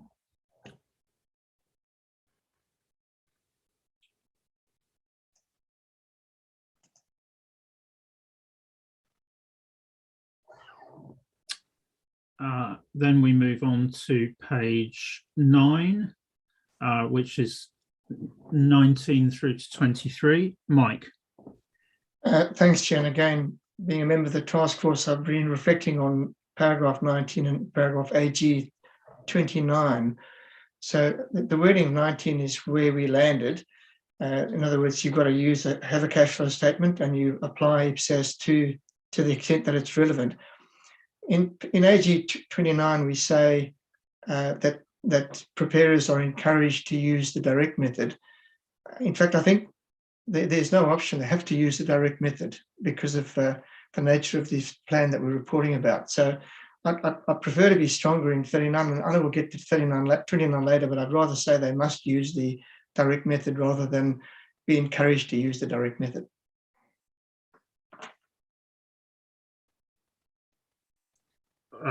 Can I ask for clarification from staff, because this business about direct versus indirect creates a lot of passion, and frankly, you know, from a preparer perspective, actually, it is really difficult to do the direct method, and I'm very nervous to write that in as a requirement.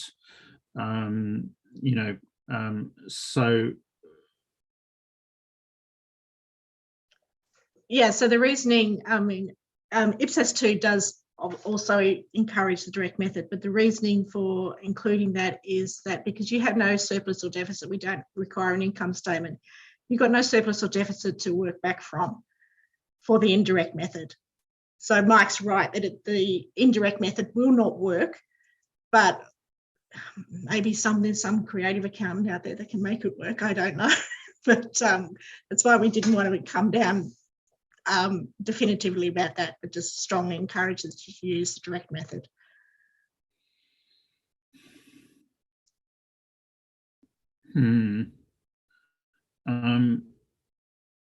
Todd, are you on this?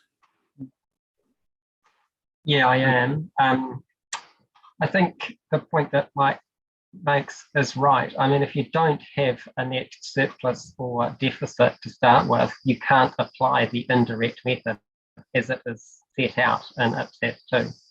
So what are you left? If we're directing people to IPSAS 2 and you've got financial statements that don't give you a surplus or deficit, you can't apply the indirect method, because that's where the indirect method starts, from your surplus or deficit, and then the adjustments that are made to that. So I do think we've got an issue here by referring people to, or encouraging them, but not requiring them to use the direct method.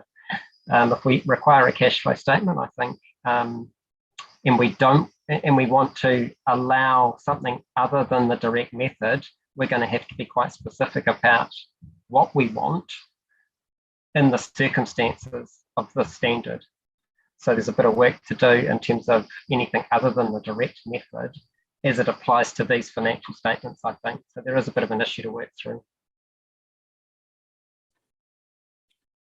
So I think we have a tactical issue here, which is I can sort of see what you're saying. I don't think I have enough practical experience of how these statements are put together to really know whether there is an alternative or not, because actually I think we're about what happens in practice from a preparer perspective, not a theoretical issue here. You know, one option that it strikes me is that we could make this a requirement and explain the reason for that in the basis for conclusions, and then ask a specific matter for comment on it. And that may be the way through, that we then try and elicit feedback in that way. I'm seeing nods from both Lindy and Scott, who had their hands up. So you know, maybe that is the way to make that proposal, if members are content with that, and then we look at the feedback that we get from constituents. Lindy and Scott. Thank you. So I had the same comment on the suggestion on the cash flow, and I think maybe you can just put it in as combine it in the SMC on the cash flow statement. I have another comment on 8029 and. Sorry, can I just get reactions to that proposed way forward first? Scott, are you on that? Yes, I am on that. I think this is the whole purpose of an exposure draft. If we feel this way, we need to put it out there, because if people have an issue, they get it back. So this is a perfect time to put it out here if we feel this way, because we can always walk it back if we have to, but we can't take it the other way if we go out soft. So I would suggest we hold it here. Okay, so are members okay with that, that we make that requirement, the direct method a requirement, we explain the reasoning and a basis for conclusion, and then we ask the SMC on that? Okay, so Lindy, now raise your points then on. Thank you, and it's also on 19 and AG 29. I don't think we should say to the extent that it's relevant, use IPSAS 2 that to the extent that it's relevant or as much as practical. I think that's already applied in any case when you apply a standard. You consider how relevant and how practical you would apply any standard. I think and because we're saying you should use it, I think we should say you must apply IPSAS 2, cash flow statements, full stop, and then remove as much as practical from AG 29. Okay, that seems to make sense. People content with it if we make that change. Okay, Mike. Yeah, so just thanks, Chair, and thanks, Lindy. So I also thought about this, and maybe you know, instead of to the extent relevant, you just say, but the indirect method must be used in AG 19 and not have it in AG 29, and then do what Scott's proposed. Okay, well, I think, you know, that seems reasonable. I would like staff to have a look at that.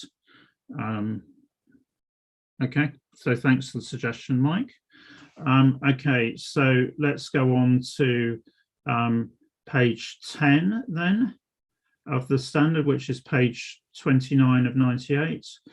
So that's continuing on 23 through to the transition requirements. Lindy. Thank you. I suppose it's a bit of a chicken and the egg question. And it's on paragraph 27 and the decision to make the standard prospective. I guess when looking at this, I mean, you could have a delayed effective date and give people enough time to get the information ready to make it retrospectively. But just wasn't sure why the decision to make it prospective.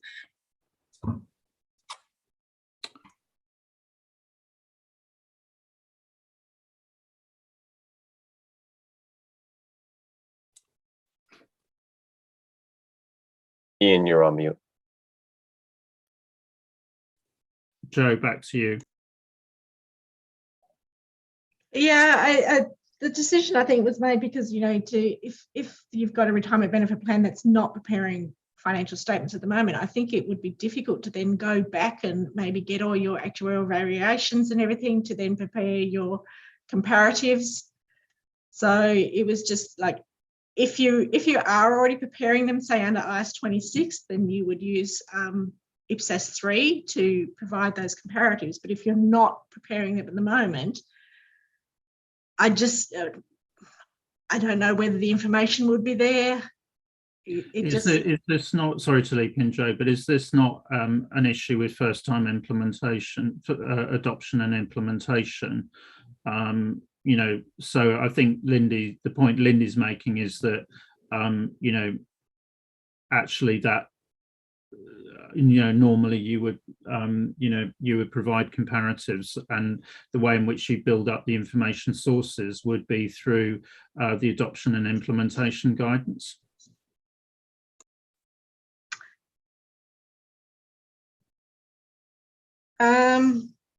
Well, we do state, you know, that you do have to apply 33 if you are a first-time adopter of it. So that would seem to me to actually address that concern. But retrospective would go back further than just 1 year comparative. It would have to go back, I think, 3 years, doesn't it?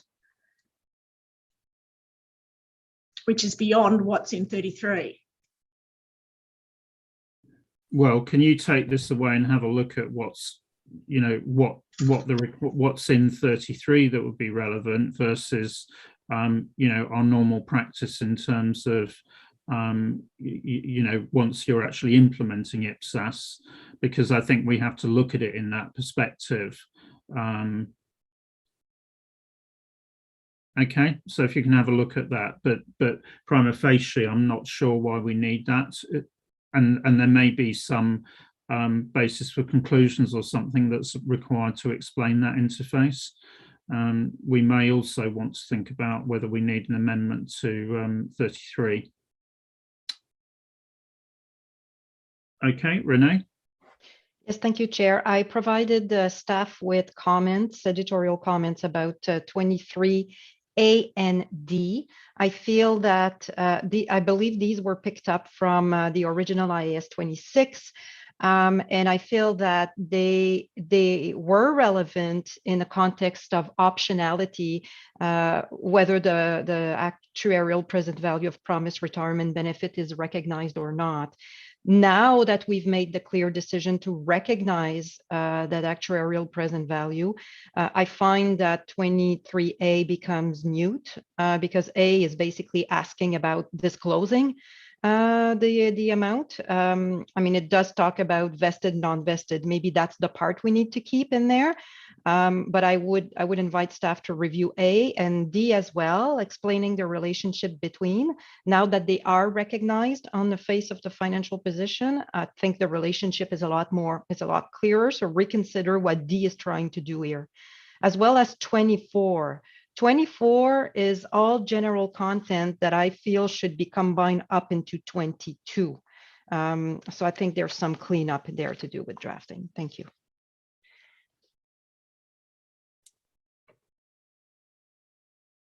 Okay, so I think that's the instruction to staff to look at those and come back with recommendations as to how we approach that. I mean, I think this is the challenge of this whole standard is actually moving it from options to you know, kind of mandating, and it's following all of that through logically, which is quite tricky, I think. And you know, we knew there were going to be some tensions here, and you know, I think as we put this all together, that's clearly one of those. Lindy. Sorry, thank you. And sorry, I apologize if this is a stupid question. In AG 2 and 3, we talk about the purpose of the financial statements and why it's important. And then we talk at the end about description of investment policies. Now, does that come through in having the summary of significant accounting policies, or is it, or are we missing something?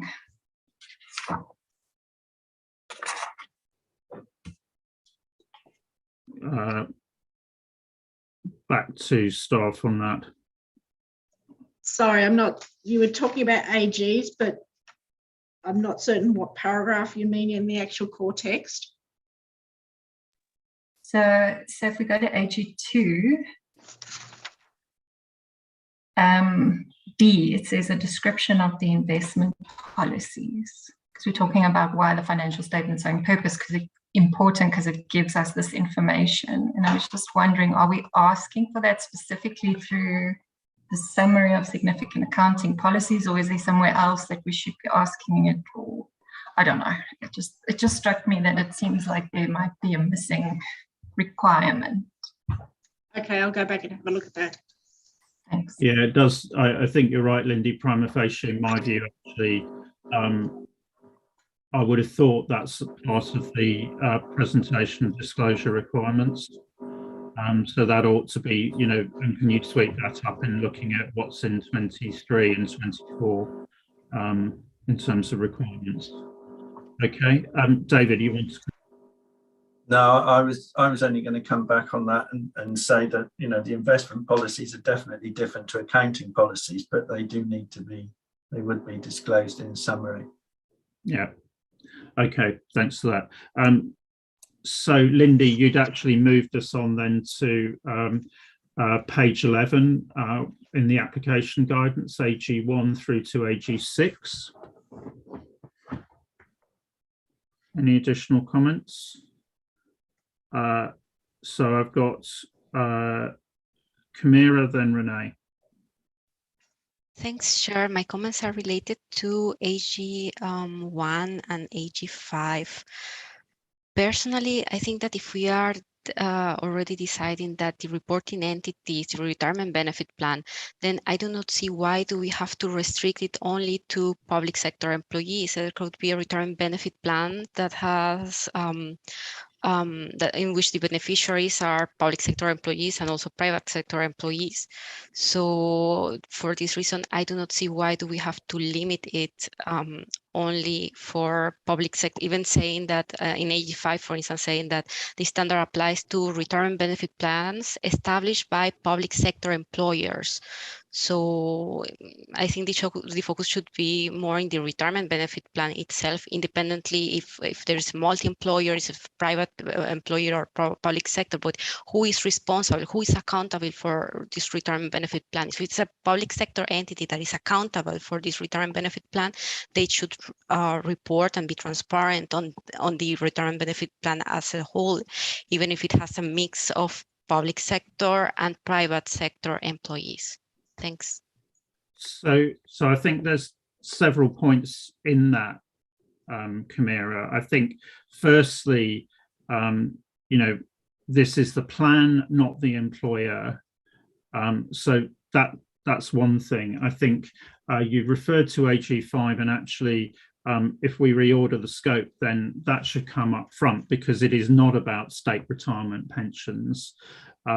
So we have to be absolutely clear on that. The point that you make, in some cases, there may be a scheme which is primarily designed and run for public employees, but there may be, through reasons of, I don't know, privatization or just the way the scheme is constructed, that would allow participation from employees in other sectors. Now, I'm just trying to see, there may need to be a bit of finessing of the drafting in one to talk about primarily designed or something like that. David, perhaps you could have a look at that from a, I'm thinking the example of the teachers scheme in the UK is mainly, yeah. So if we could just have a look at that, how we just finesse that to address Camira's point. Okay, yeah. Okay.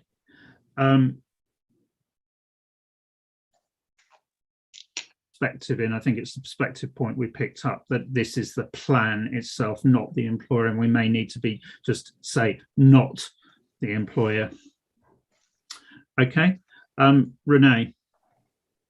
Yes, thank you. A couple more comments I provided to staff already. I find AG5 is about scope. I would have moved it down below the scope title. And also AG6 I find is inconsistent with AG5.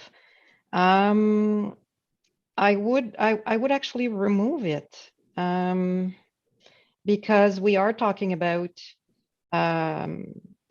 employee pension employee benefit plans. So is it logical in the scope that we would have a sponsor that is not an employer? And that's a question for staff. Okay, can I just go back to the thinking behind AG6 then with staff? Yeah, I think that that paragraph does come out of IS 26, and I sort of do understand the tension there, but I'm just thinking, could there possibly be some sort of trade union that may contribute to members of their union into their pension plan, which that would be an additional sponsor?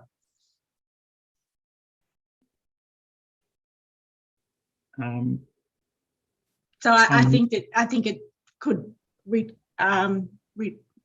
stay.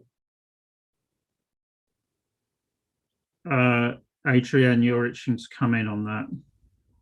Yeah, no, just to agree with Joanna that I'd like it to stay, because I don't think we should rule out non-employer or sponsors, even though it's primarily an employer program. So please don't drop it, because as David keeps mentioning, there's so many different types of schemes. And the trade union example is a very good one. Thank you.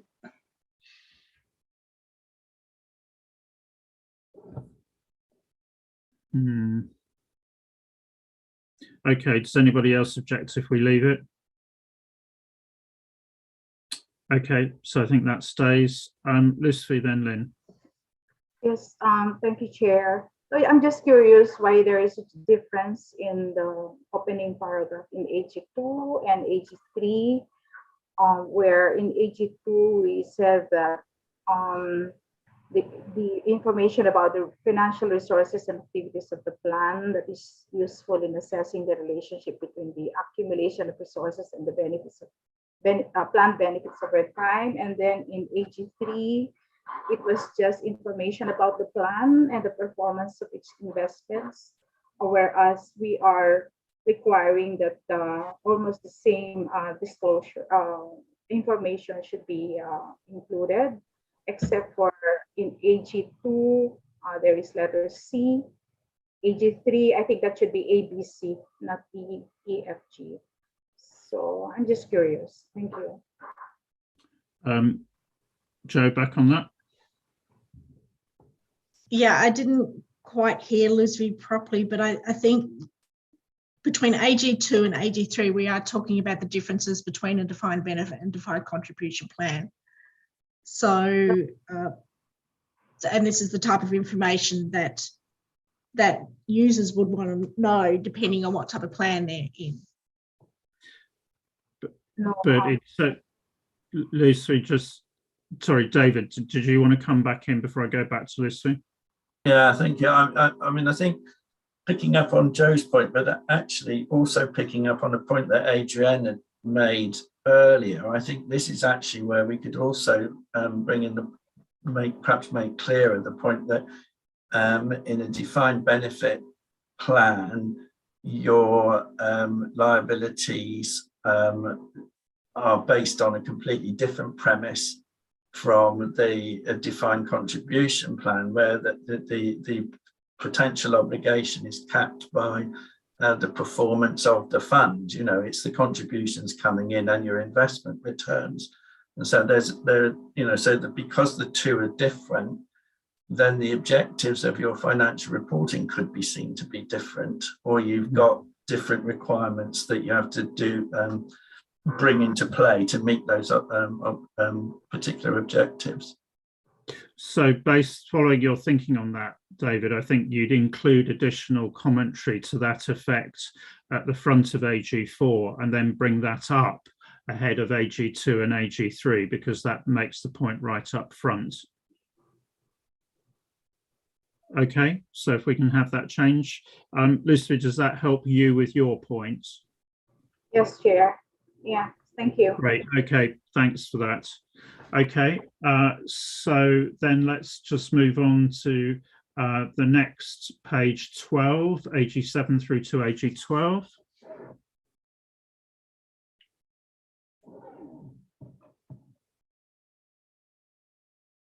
And then page 13, which is AG13 through to AG21.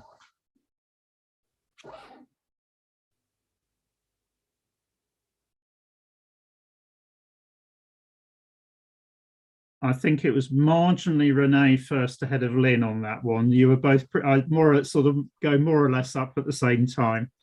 That's okay.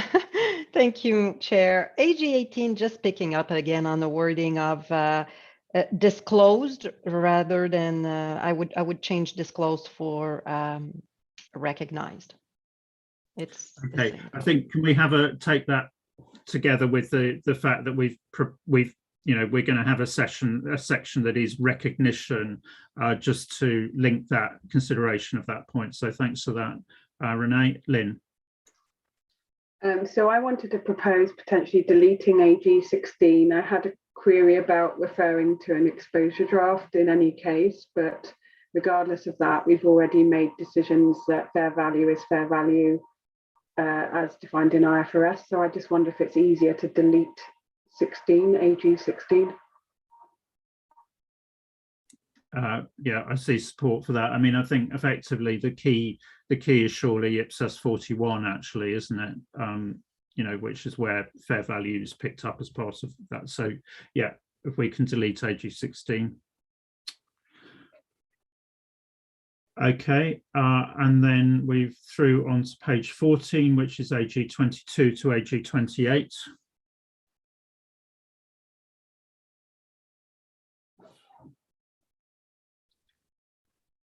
and then page 15, AG 29 to AG 34. Renee. Yes, sorry for my late hand.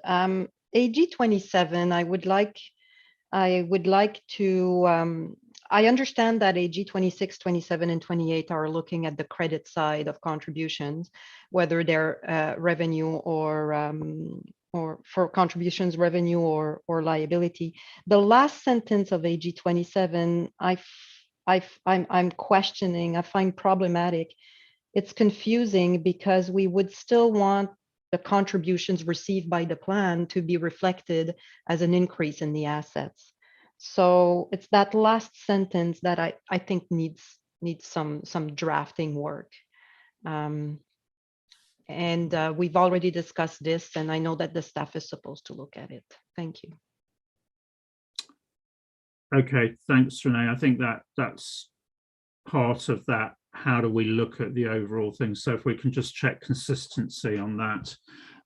Any other comments through to the end of the application guidance?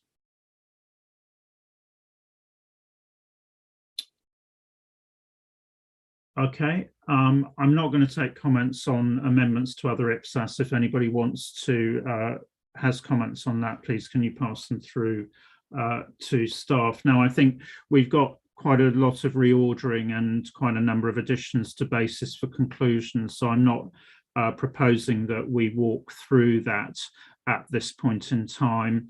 I think in terms of, we will certainly need to see the changes to the various different sections come back.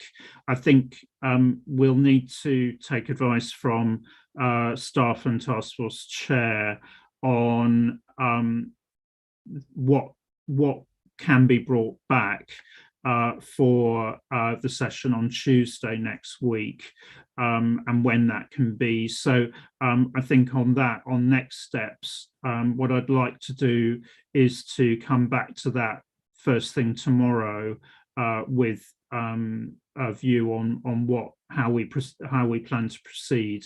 I certainly, based on the number of, not propose we move. I think it's a question as to what can be brought back for Tuesday and whether we feel that's too much or not. So I'll have that discussion with staff later on today. With that, mindful of time, and thanks everyone for bearing with me. That's been a long session, but a lot of good input, and I think we've definitely made progress with this. So what I'm suggesting at this stage, I think, is that we actually take a break until 20 past. So an additional five minutes for good behavior and staying with me. So if we take a break until 20 past, and then we'll come back and move into the conceptual framework. And David, as ever, will be our timekeeper on that. Thank you.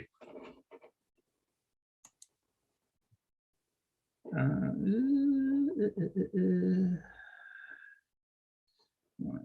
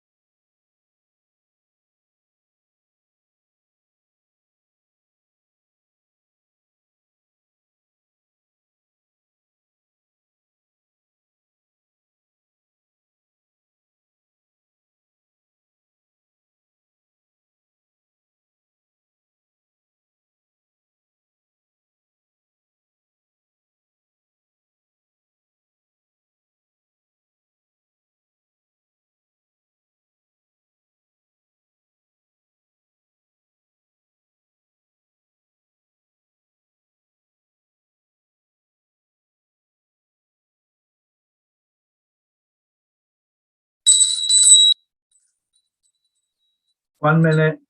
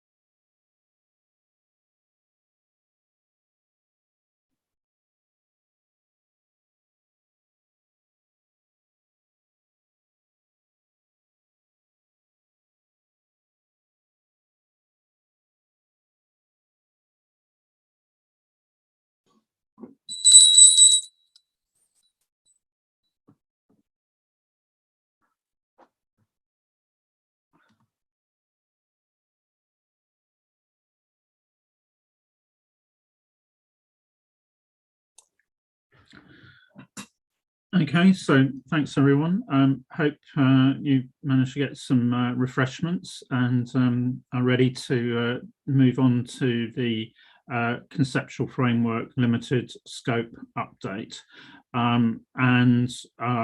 As ever, John's going to lead us through this. So John, over to you. I should say, if we don't make it through all the material today, my intention would be that we run on into tomorrow morning or tomorrow before moving off this. So John, over to you. Okay, thanks Ian, and Joe, who's obviously been through a tough session, has very kindly agreed to move my slides on. So perhaps we could load the slides, Joe, and I'll take you through as much of this session as I can. Right. Yeah, there are 3 substantive papers, and then there are 2 further John, papers. can we sort of see if we can get them full screen, because it's not coming through full screen on my screen. Joe, can you? Sorry, I am trying to get it the right one. Okay, there we go. Yeah, hello everybody, and thanks again to Jo for her support. As I was saying, there are 3 substantive papers in this agenda item. That's 6.2.1 to 6.2.3. 6.2.4 deals with the specific matters for comment, and then 6.2.5 is on approval and the exposure period. So if we could move on then to agenda item 6.2.1, this is on the description of a resource, and as background, the board decided to adopt a more overtly rights-based approach to the description of a resource at the September meeting. At the October meeting, I was instructed to work with members and IPSASB staff on changes to paragraphs 5.7 and 5.8 of the IPSASB framework, and the extent to which further material from paragraphs 4.6 to 4.13 of the ISB 2018 framework should be imported.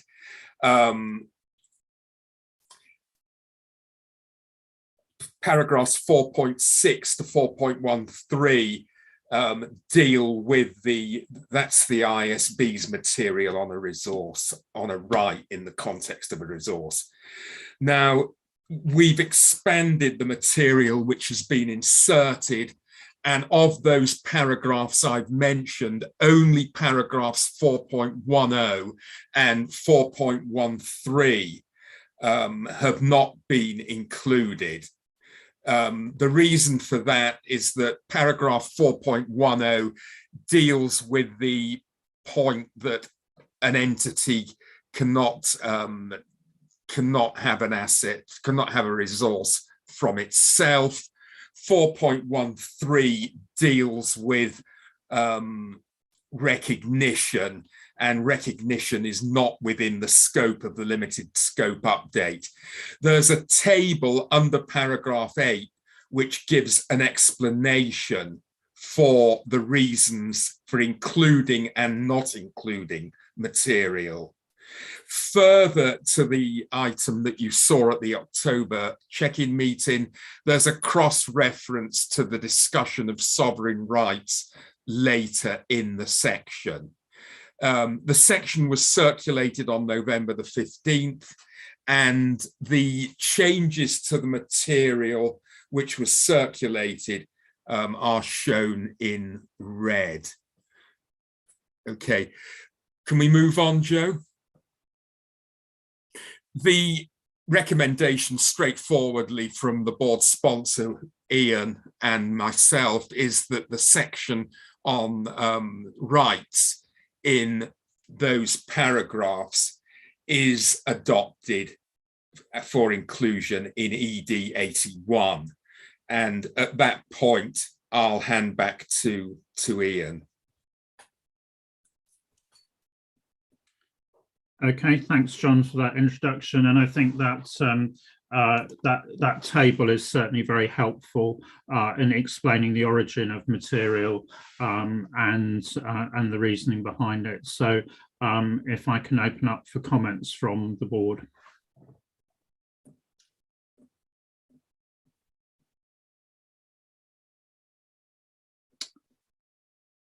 Yes, so I've got Patricia and then Camira. Yeah. And thank you. My question is related to the definition of a resource. I think it's important to link to the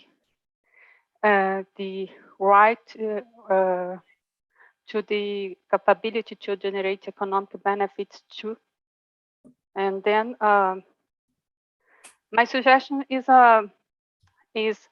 align the definition with the IFRS of ISB conceptual framework.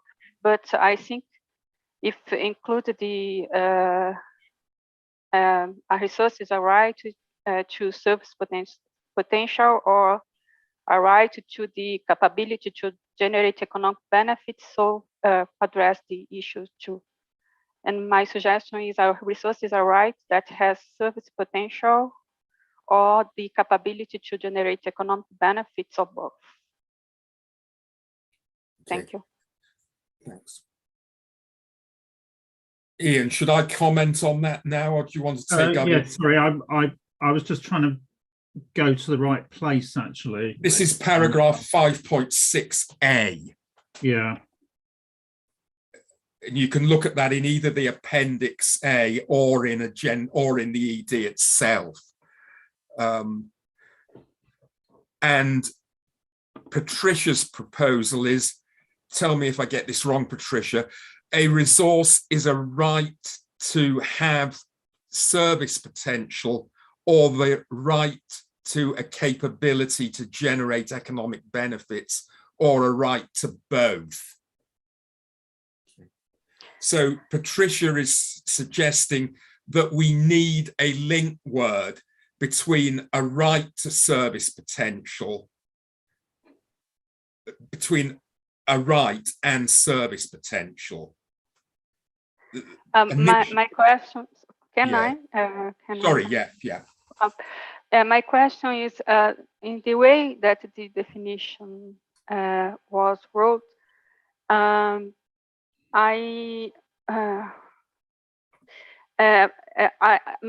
interpretation is the resource is a right to service potential, or the resource is the capability to generate economic benefits. I think it's necessary to link the word right to capability to generate economic benefits. Because of this, my suggestion is aligned with the definition in ISB conceptual framework. The resource is a right that has potential services or the capability to generate or alternatively, repeat the word, the expression right to before the capability to generate. Okay. It's my, yes.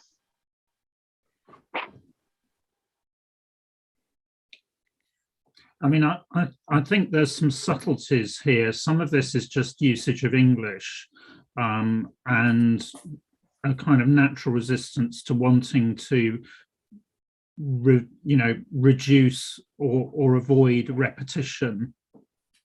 But I think there's a subtlety around about having service potential or the right to service potential. Yeah. And maybe I've misheard that, but I think some of this is just English and some of it is there may be something more subtle there. Now, John, I don't know whether you heard that or not.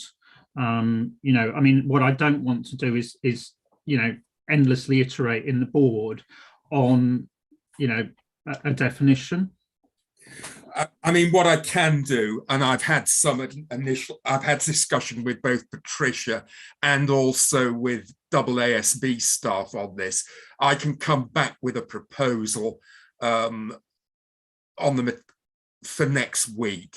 Obviously, we've got to decide when that material will be circulated, rather than getting into a great deal of detail now. I think the issue is very far apart on this. I don't think we are. I think the key issue is that we need to emphasize that right refers to both service potential and the capability to generate economic benefits. I think that's the primary issue. So what are the IPSASB staff proposing on this? They're proposing a resource is a right to either service potential or the capability to generate economic benefits, or a right to both.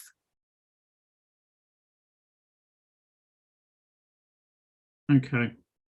Well, I think you need to discuss that.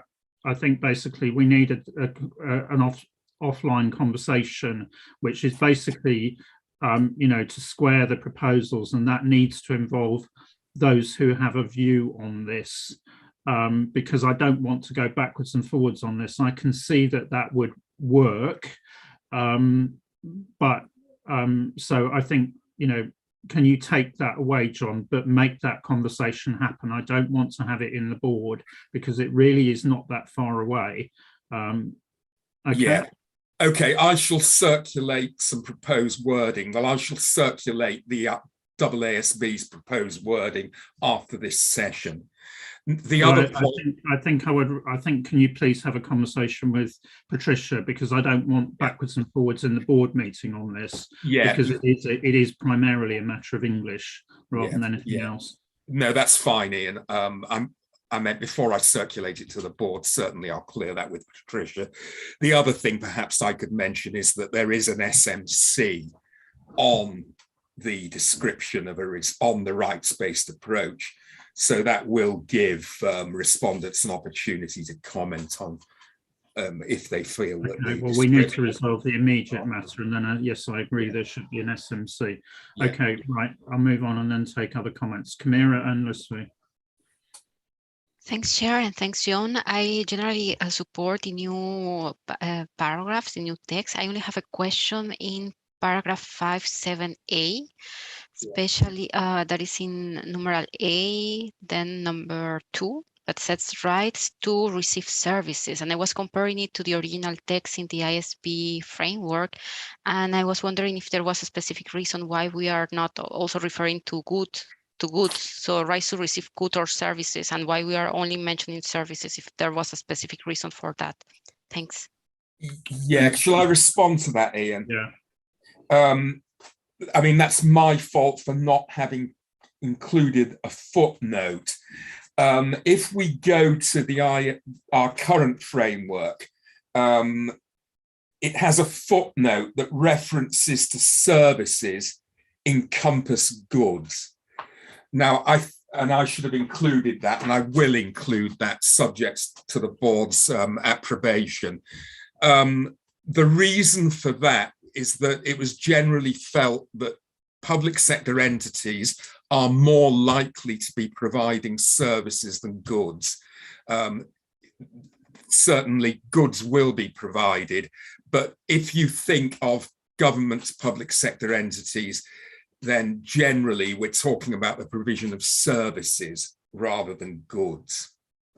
Okay, well, I think reinsertion of that footnote would address Kamira's point. I saw thumbs up on that. So if we, as an and that actually has a knock-on effect elsewhere, because others have suggested when we get to unit of account that there should be a reference to goods. Okay. Yeah. Thanks. Okay. Fine. Thanks. Well, if we can take that as a need for consistency on that. Yeah. Okay, Lucy, over to you. Yes. Thank you, Chair. There is in paragraph 5, it is explained that paragraph 4.10 of the IPSASB framework was not considered, and as explained in the table, it was judged to be unnecessary because the paragraph focuses on debt and equity instruments issued by the entity, or held by an entity within the consolidated group. And further, it says that it's uncommon in the public sector. I just want to raise a situation in my jurisdiction wherein government corporations or even national government agencies are authorized to invest in government securities that are issued by the Bureau of the Treasury, and these are reported as domestic debts by the Bureau of Treasury. And so I think in situations like that, paragraph 4.10 could be considered as necessary to guide those particular entities that are reporting this as investments. So that there will be appropriate guidance for the preparers of the FS in this individual, in the separate legal entities like a specific national government agency or government corporation or even local government units, and also for those that are already applying or implementing the whole of government approach. So I think this might be necessary to be included. Thank you. I mean, Lucy, just to clarify, and I'll go back to John on this in a moment, the conceptual framework is not a standard. So I think, this is actually getting into consolidation territory, which would be covered likely by IPSAS 35. And this is actually, this guidance is now getting down into a sort of standards level. Now, I think, John, perhaps you can give me a view on that. Well, I think, Ian, you've more or less hit the nail on the head. So there's that point that it would be dealt with at standards level. I think the other considerations were that we don't want to unbalance the framework, which arguably we're already in danger of doing in terms of the level of material imported from the IPSASB framework.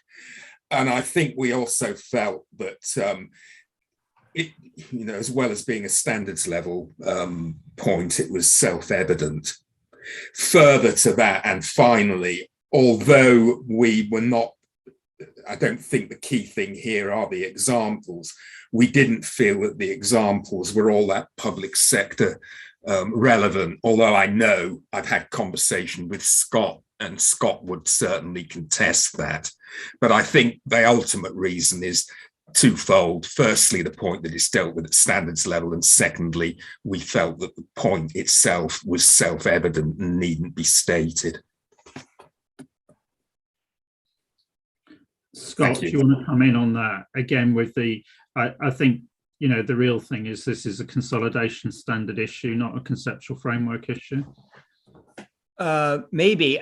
This is the entire US Social Security system. So my point to John was this isn't some insignificant issue. The entire US pension Social Security system, the investment is US Treasuries.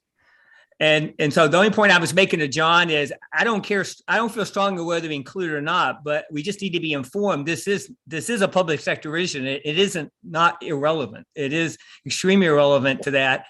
And that's the only point I want to make. I don't feel strong whether it needs to be in there. I just think the board needs to be informed about that. This isn't some remote thing. It is very much part and parcel. So that's my only point. And it does relate to consolidation because the US eliminates it in consolidation, and it is not double counted in the financial statement. So you're right, Ian, but I just wanted to make that comment.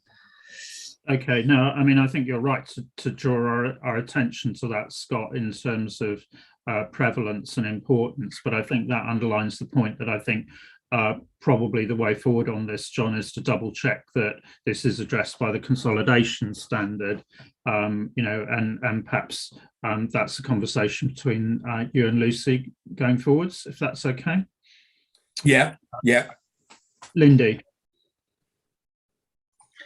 Yeah, I mean, that's also on this because isn't the substance just, you know, that you, if you have receivables and payables within a group, and I don't know if we're saying that this is not relevant to the public sector because of the types of examples that we're quoting here, such as treasury shares, but if you have intercompany debtors and creditors, really the same concept applies. Whether we want to emphasize it, yeah, I don't know. Mm-hmm. Yes, it does. It is a consolidation matter, but I wondered if, I don't think we can say it's not public sector because of it's not public sector because of the examples, but the concept does apply in the public sector. Yeah, I certainly accept that the concept applies. I think the issue is whether we actually need to state this or whether we just leave it to IPSAS 35.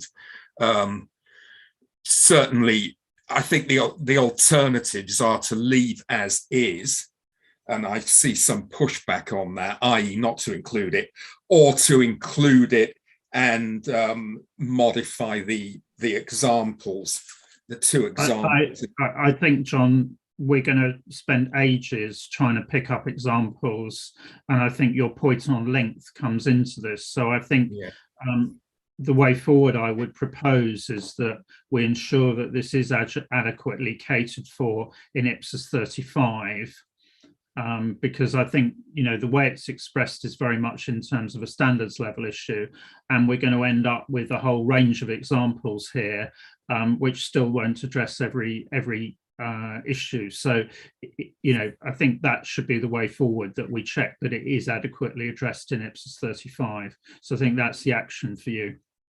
Please. Yeah, fine. Okay. So any other points on the new material here? Okay, so we have that action that we need to resolve the issue around the definition, you know, which is basically how many times do you have right in there and how do you link it together? And I think that's a discussion between you and Patricia with input from the IPSASB staff who provided that additional wording. And I think Patricia needs to see whether that basically does the trick. You know, it may be that at the end of the day, we just ask the FSMC on this, you know, if we really can't land it. Other than that, I think we're good on that section. Okay, thank you. Okay. Can we move on, Joe, to 6.2.2, please?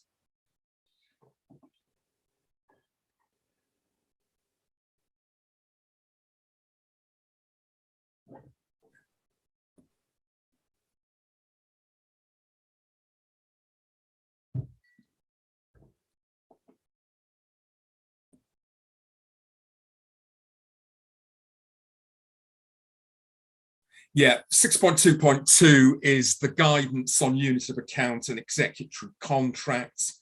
And if we can move to the slide. Okay, a bit of background. We've imported, following the instruction at the update meeting, we've imported further material from paragraph 4.57 of the IASB's 2018 framework. Previously, we hadn't included that, but staff were given an instruction that the board felt the material in that paragraph was relevant. Similarly to agenda item 6.2.1, the table under paragraph 7 gives an indication of the material that has been imported from those paragraphs dealing with executory contracts in the IASB framework. That section was circulated on the 15th of November, and Appendix A gives an indication of the paragraph of what's been changed since as a result of that circulation. An apology that there is a duplication of material. Let me just get the reference for you.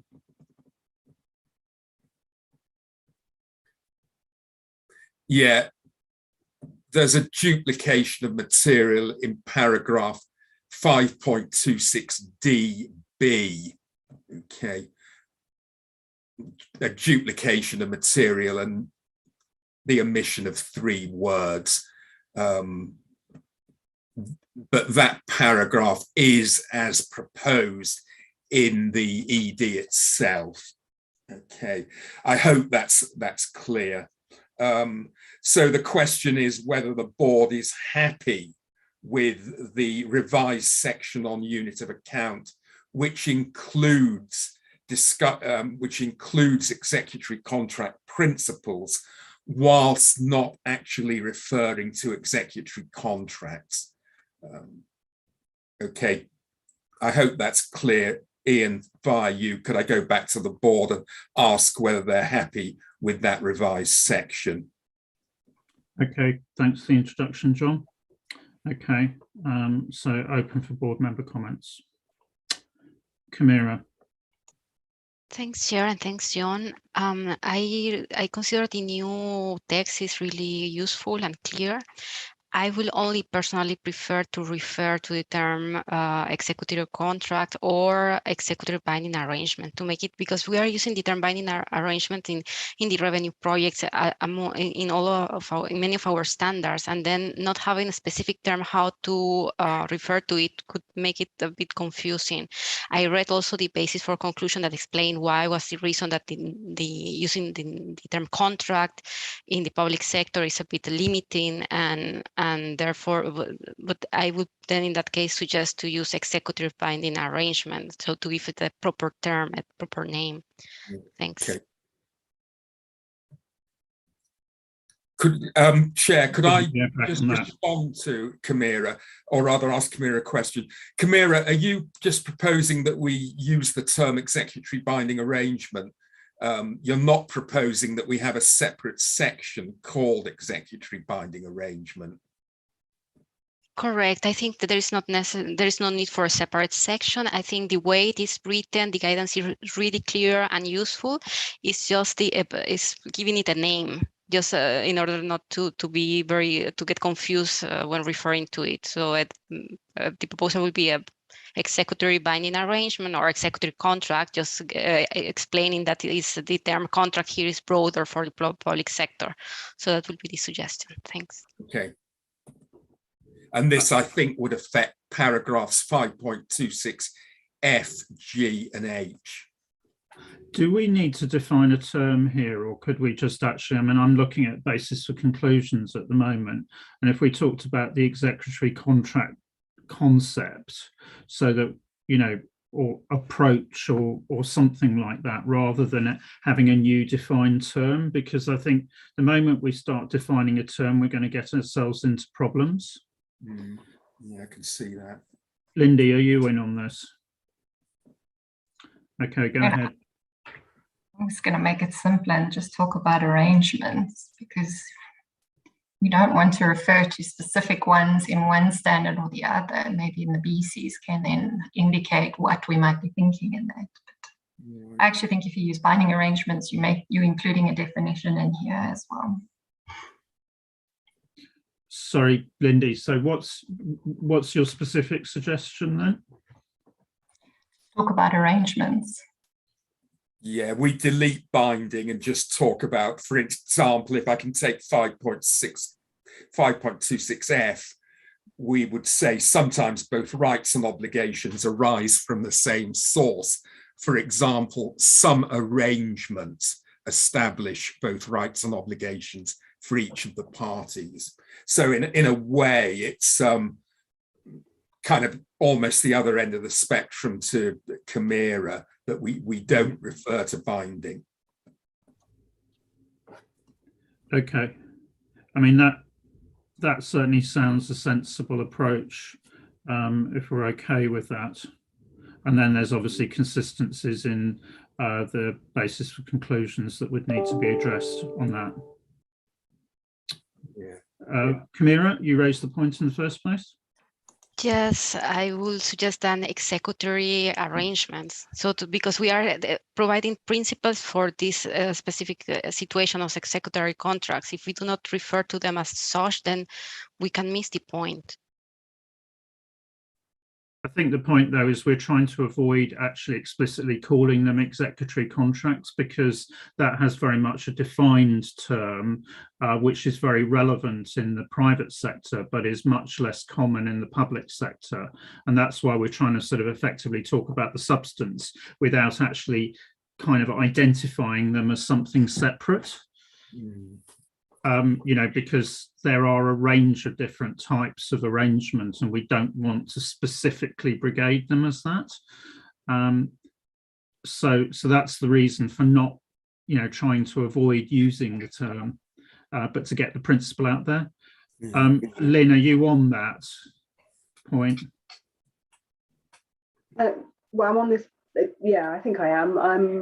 I'm a bit hesitant to drop binding from binding arrangements without really thinking that through, because for example, in paragraph 5.26H, it talks about the binding arrangements referred to in paragraph 5.26G establish a combined right and obligation to exchange resources. Whereas if we just make that arrangements, I'm not sure it works in all cases. So I think it would need a bit more analysis to see if arrangements works everywhere. And I'm not sure we can make that decision instantly now. I wonder if what we do here is we stick with binding arrangements in the actual text, and then we change the concept, we move to concepts in the basis for conclusions, because you know, that is different, you know, because you're sort of trying to talk about the approach or the in the, you know, and the thinking in the basis for conclusions. So we can leave it as binding arrangements. It's only really when we get into the basis for conclusions that we need to pick this up. And that would address Chimera's point, I think, because we're not, you know, we're just talking about binding arrangements in the main text of the framework. You know, how we explain our thinking is a different matter.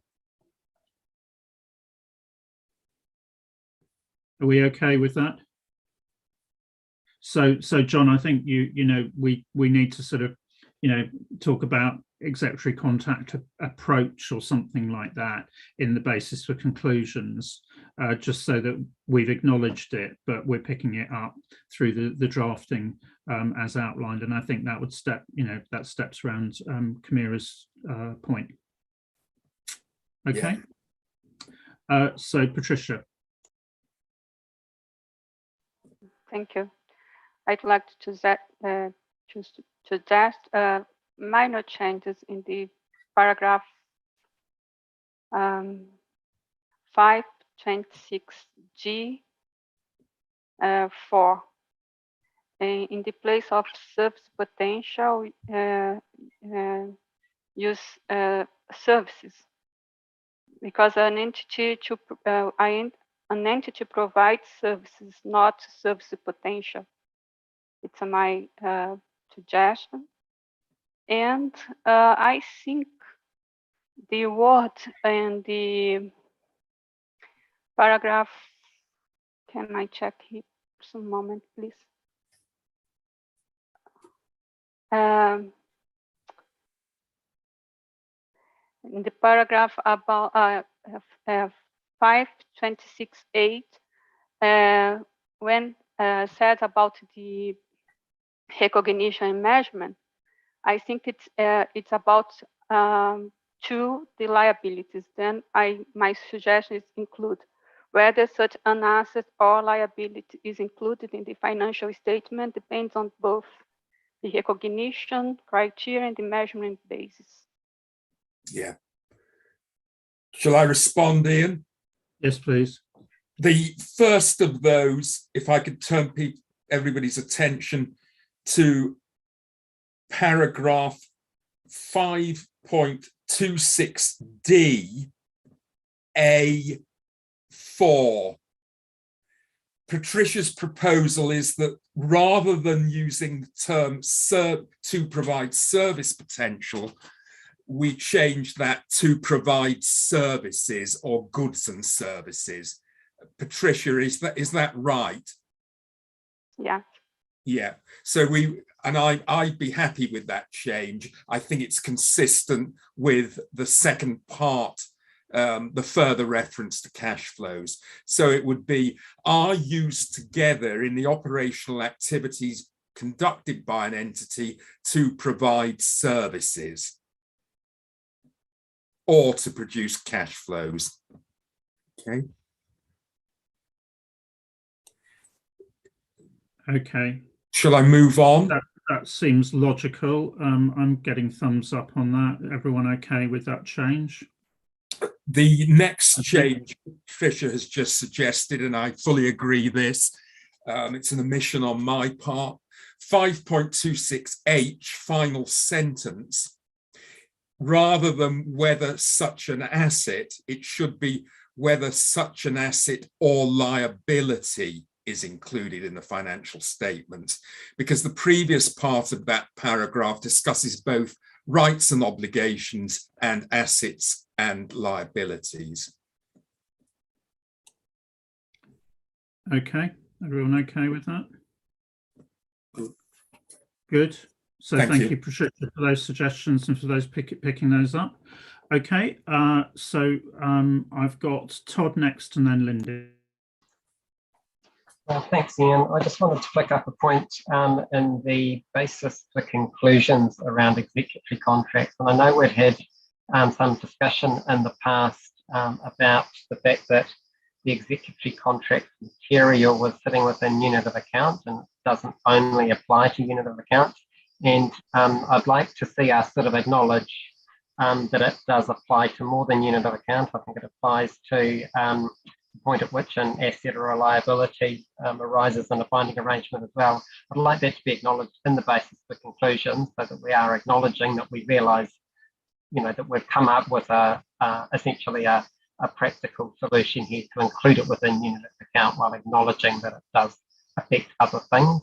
And I've got some wording that I could provide through to John, certainly as a start for getting that into the BC. Yeah.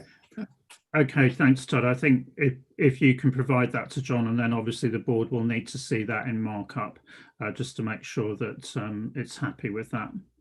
Okay, so I'm going to take comments from Lindy and Scott, and then we'll finish the session for today. So, Lindy. Thank you very much, and it's in 526K. And we talk about that we group the assets and liabilities into a single net amount. And I was wondering if group is appropriate.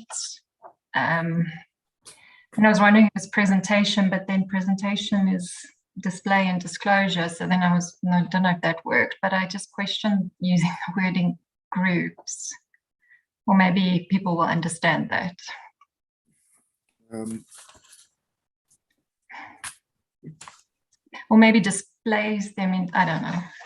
That also doesn't really work well. Ian, should I respond there? Yes. My thinking was if it's a word that the ISB uses, I'm not sure that we should vary it. Yeah, this actually comes from this second part of this paragraph was added as a result of comments that Camira made in September. And this actually comes from paragraph 7.10 of the ISB framework as a result of a cross-reference from the unit of accounts section. And that clause, but groups them into a single net amount in the statement of financial position, is actually verbatim from paragraph 7.10. Okay, so I think on that basis, Lindy, I think we can live with that. Although I understand your, the thinking behind that comment. Okay, so take Scott's comment. Yeah, thank you, Ian. John and I had a conversation. He asked me to bring this up. I think it's editorial, but I think he wanted the views of the board before I suggested it. If you look at 5.26G and 5.26H, I think they should be combined. If you look at the original framework, 4.56 was actually a definition of what is an executory contract, and 5.7 went further, but we didn't provide a definition in 5.26. And the fact that we have to reference it back to the previous paragraph to be able to get the sentence to work tells me it should be one paragraph. But I viewed it as an editorial, but John wanted me to bring it up. Yeah, no. That's certainly reasonable. Scott, members content if we make that change? Because I think when you take out all the strikeouts, actually, it doesn't become too long. So yeah, that's not too long. I think it reads better. Yeah, thanks, Scott. Thanks for raising that. Thank you. Okay. So I think with those agreed changes, that takes us through the unit of account section. Obviously, we'll want to just see those editorial changes and that bit of extra wording that Todd suggested. Lindy, is it very quick? Because I do have to go on to another meeting urgently. Yeah, it's just a question of what we would start off with, because I do have comments on the BCs for both the assets and the liabilities. So do we send those separately to John? Because we've been through the main text. I wasn't sure if we can still look at it or if we should just send it off separately. So if you've got editorial comments on the BCs, I would send those through to John. Yeah. Thanks, Lindy. Just to note that we'll be starting tomorrow with the restructuring of the liability section. And I'll be also pointing out that I've not used the correct definition of a liability. But you will do going forward.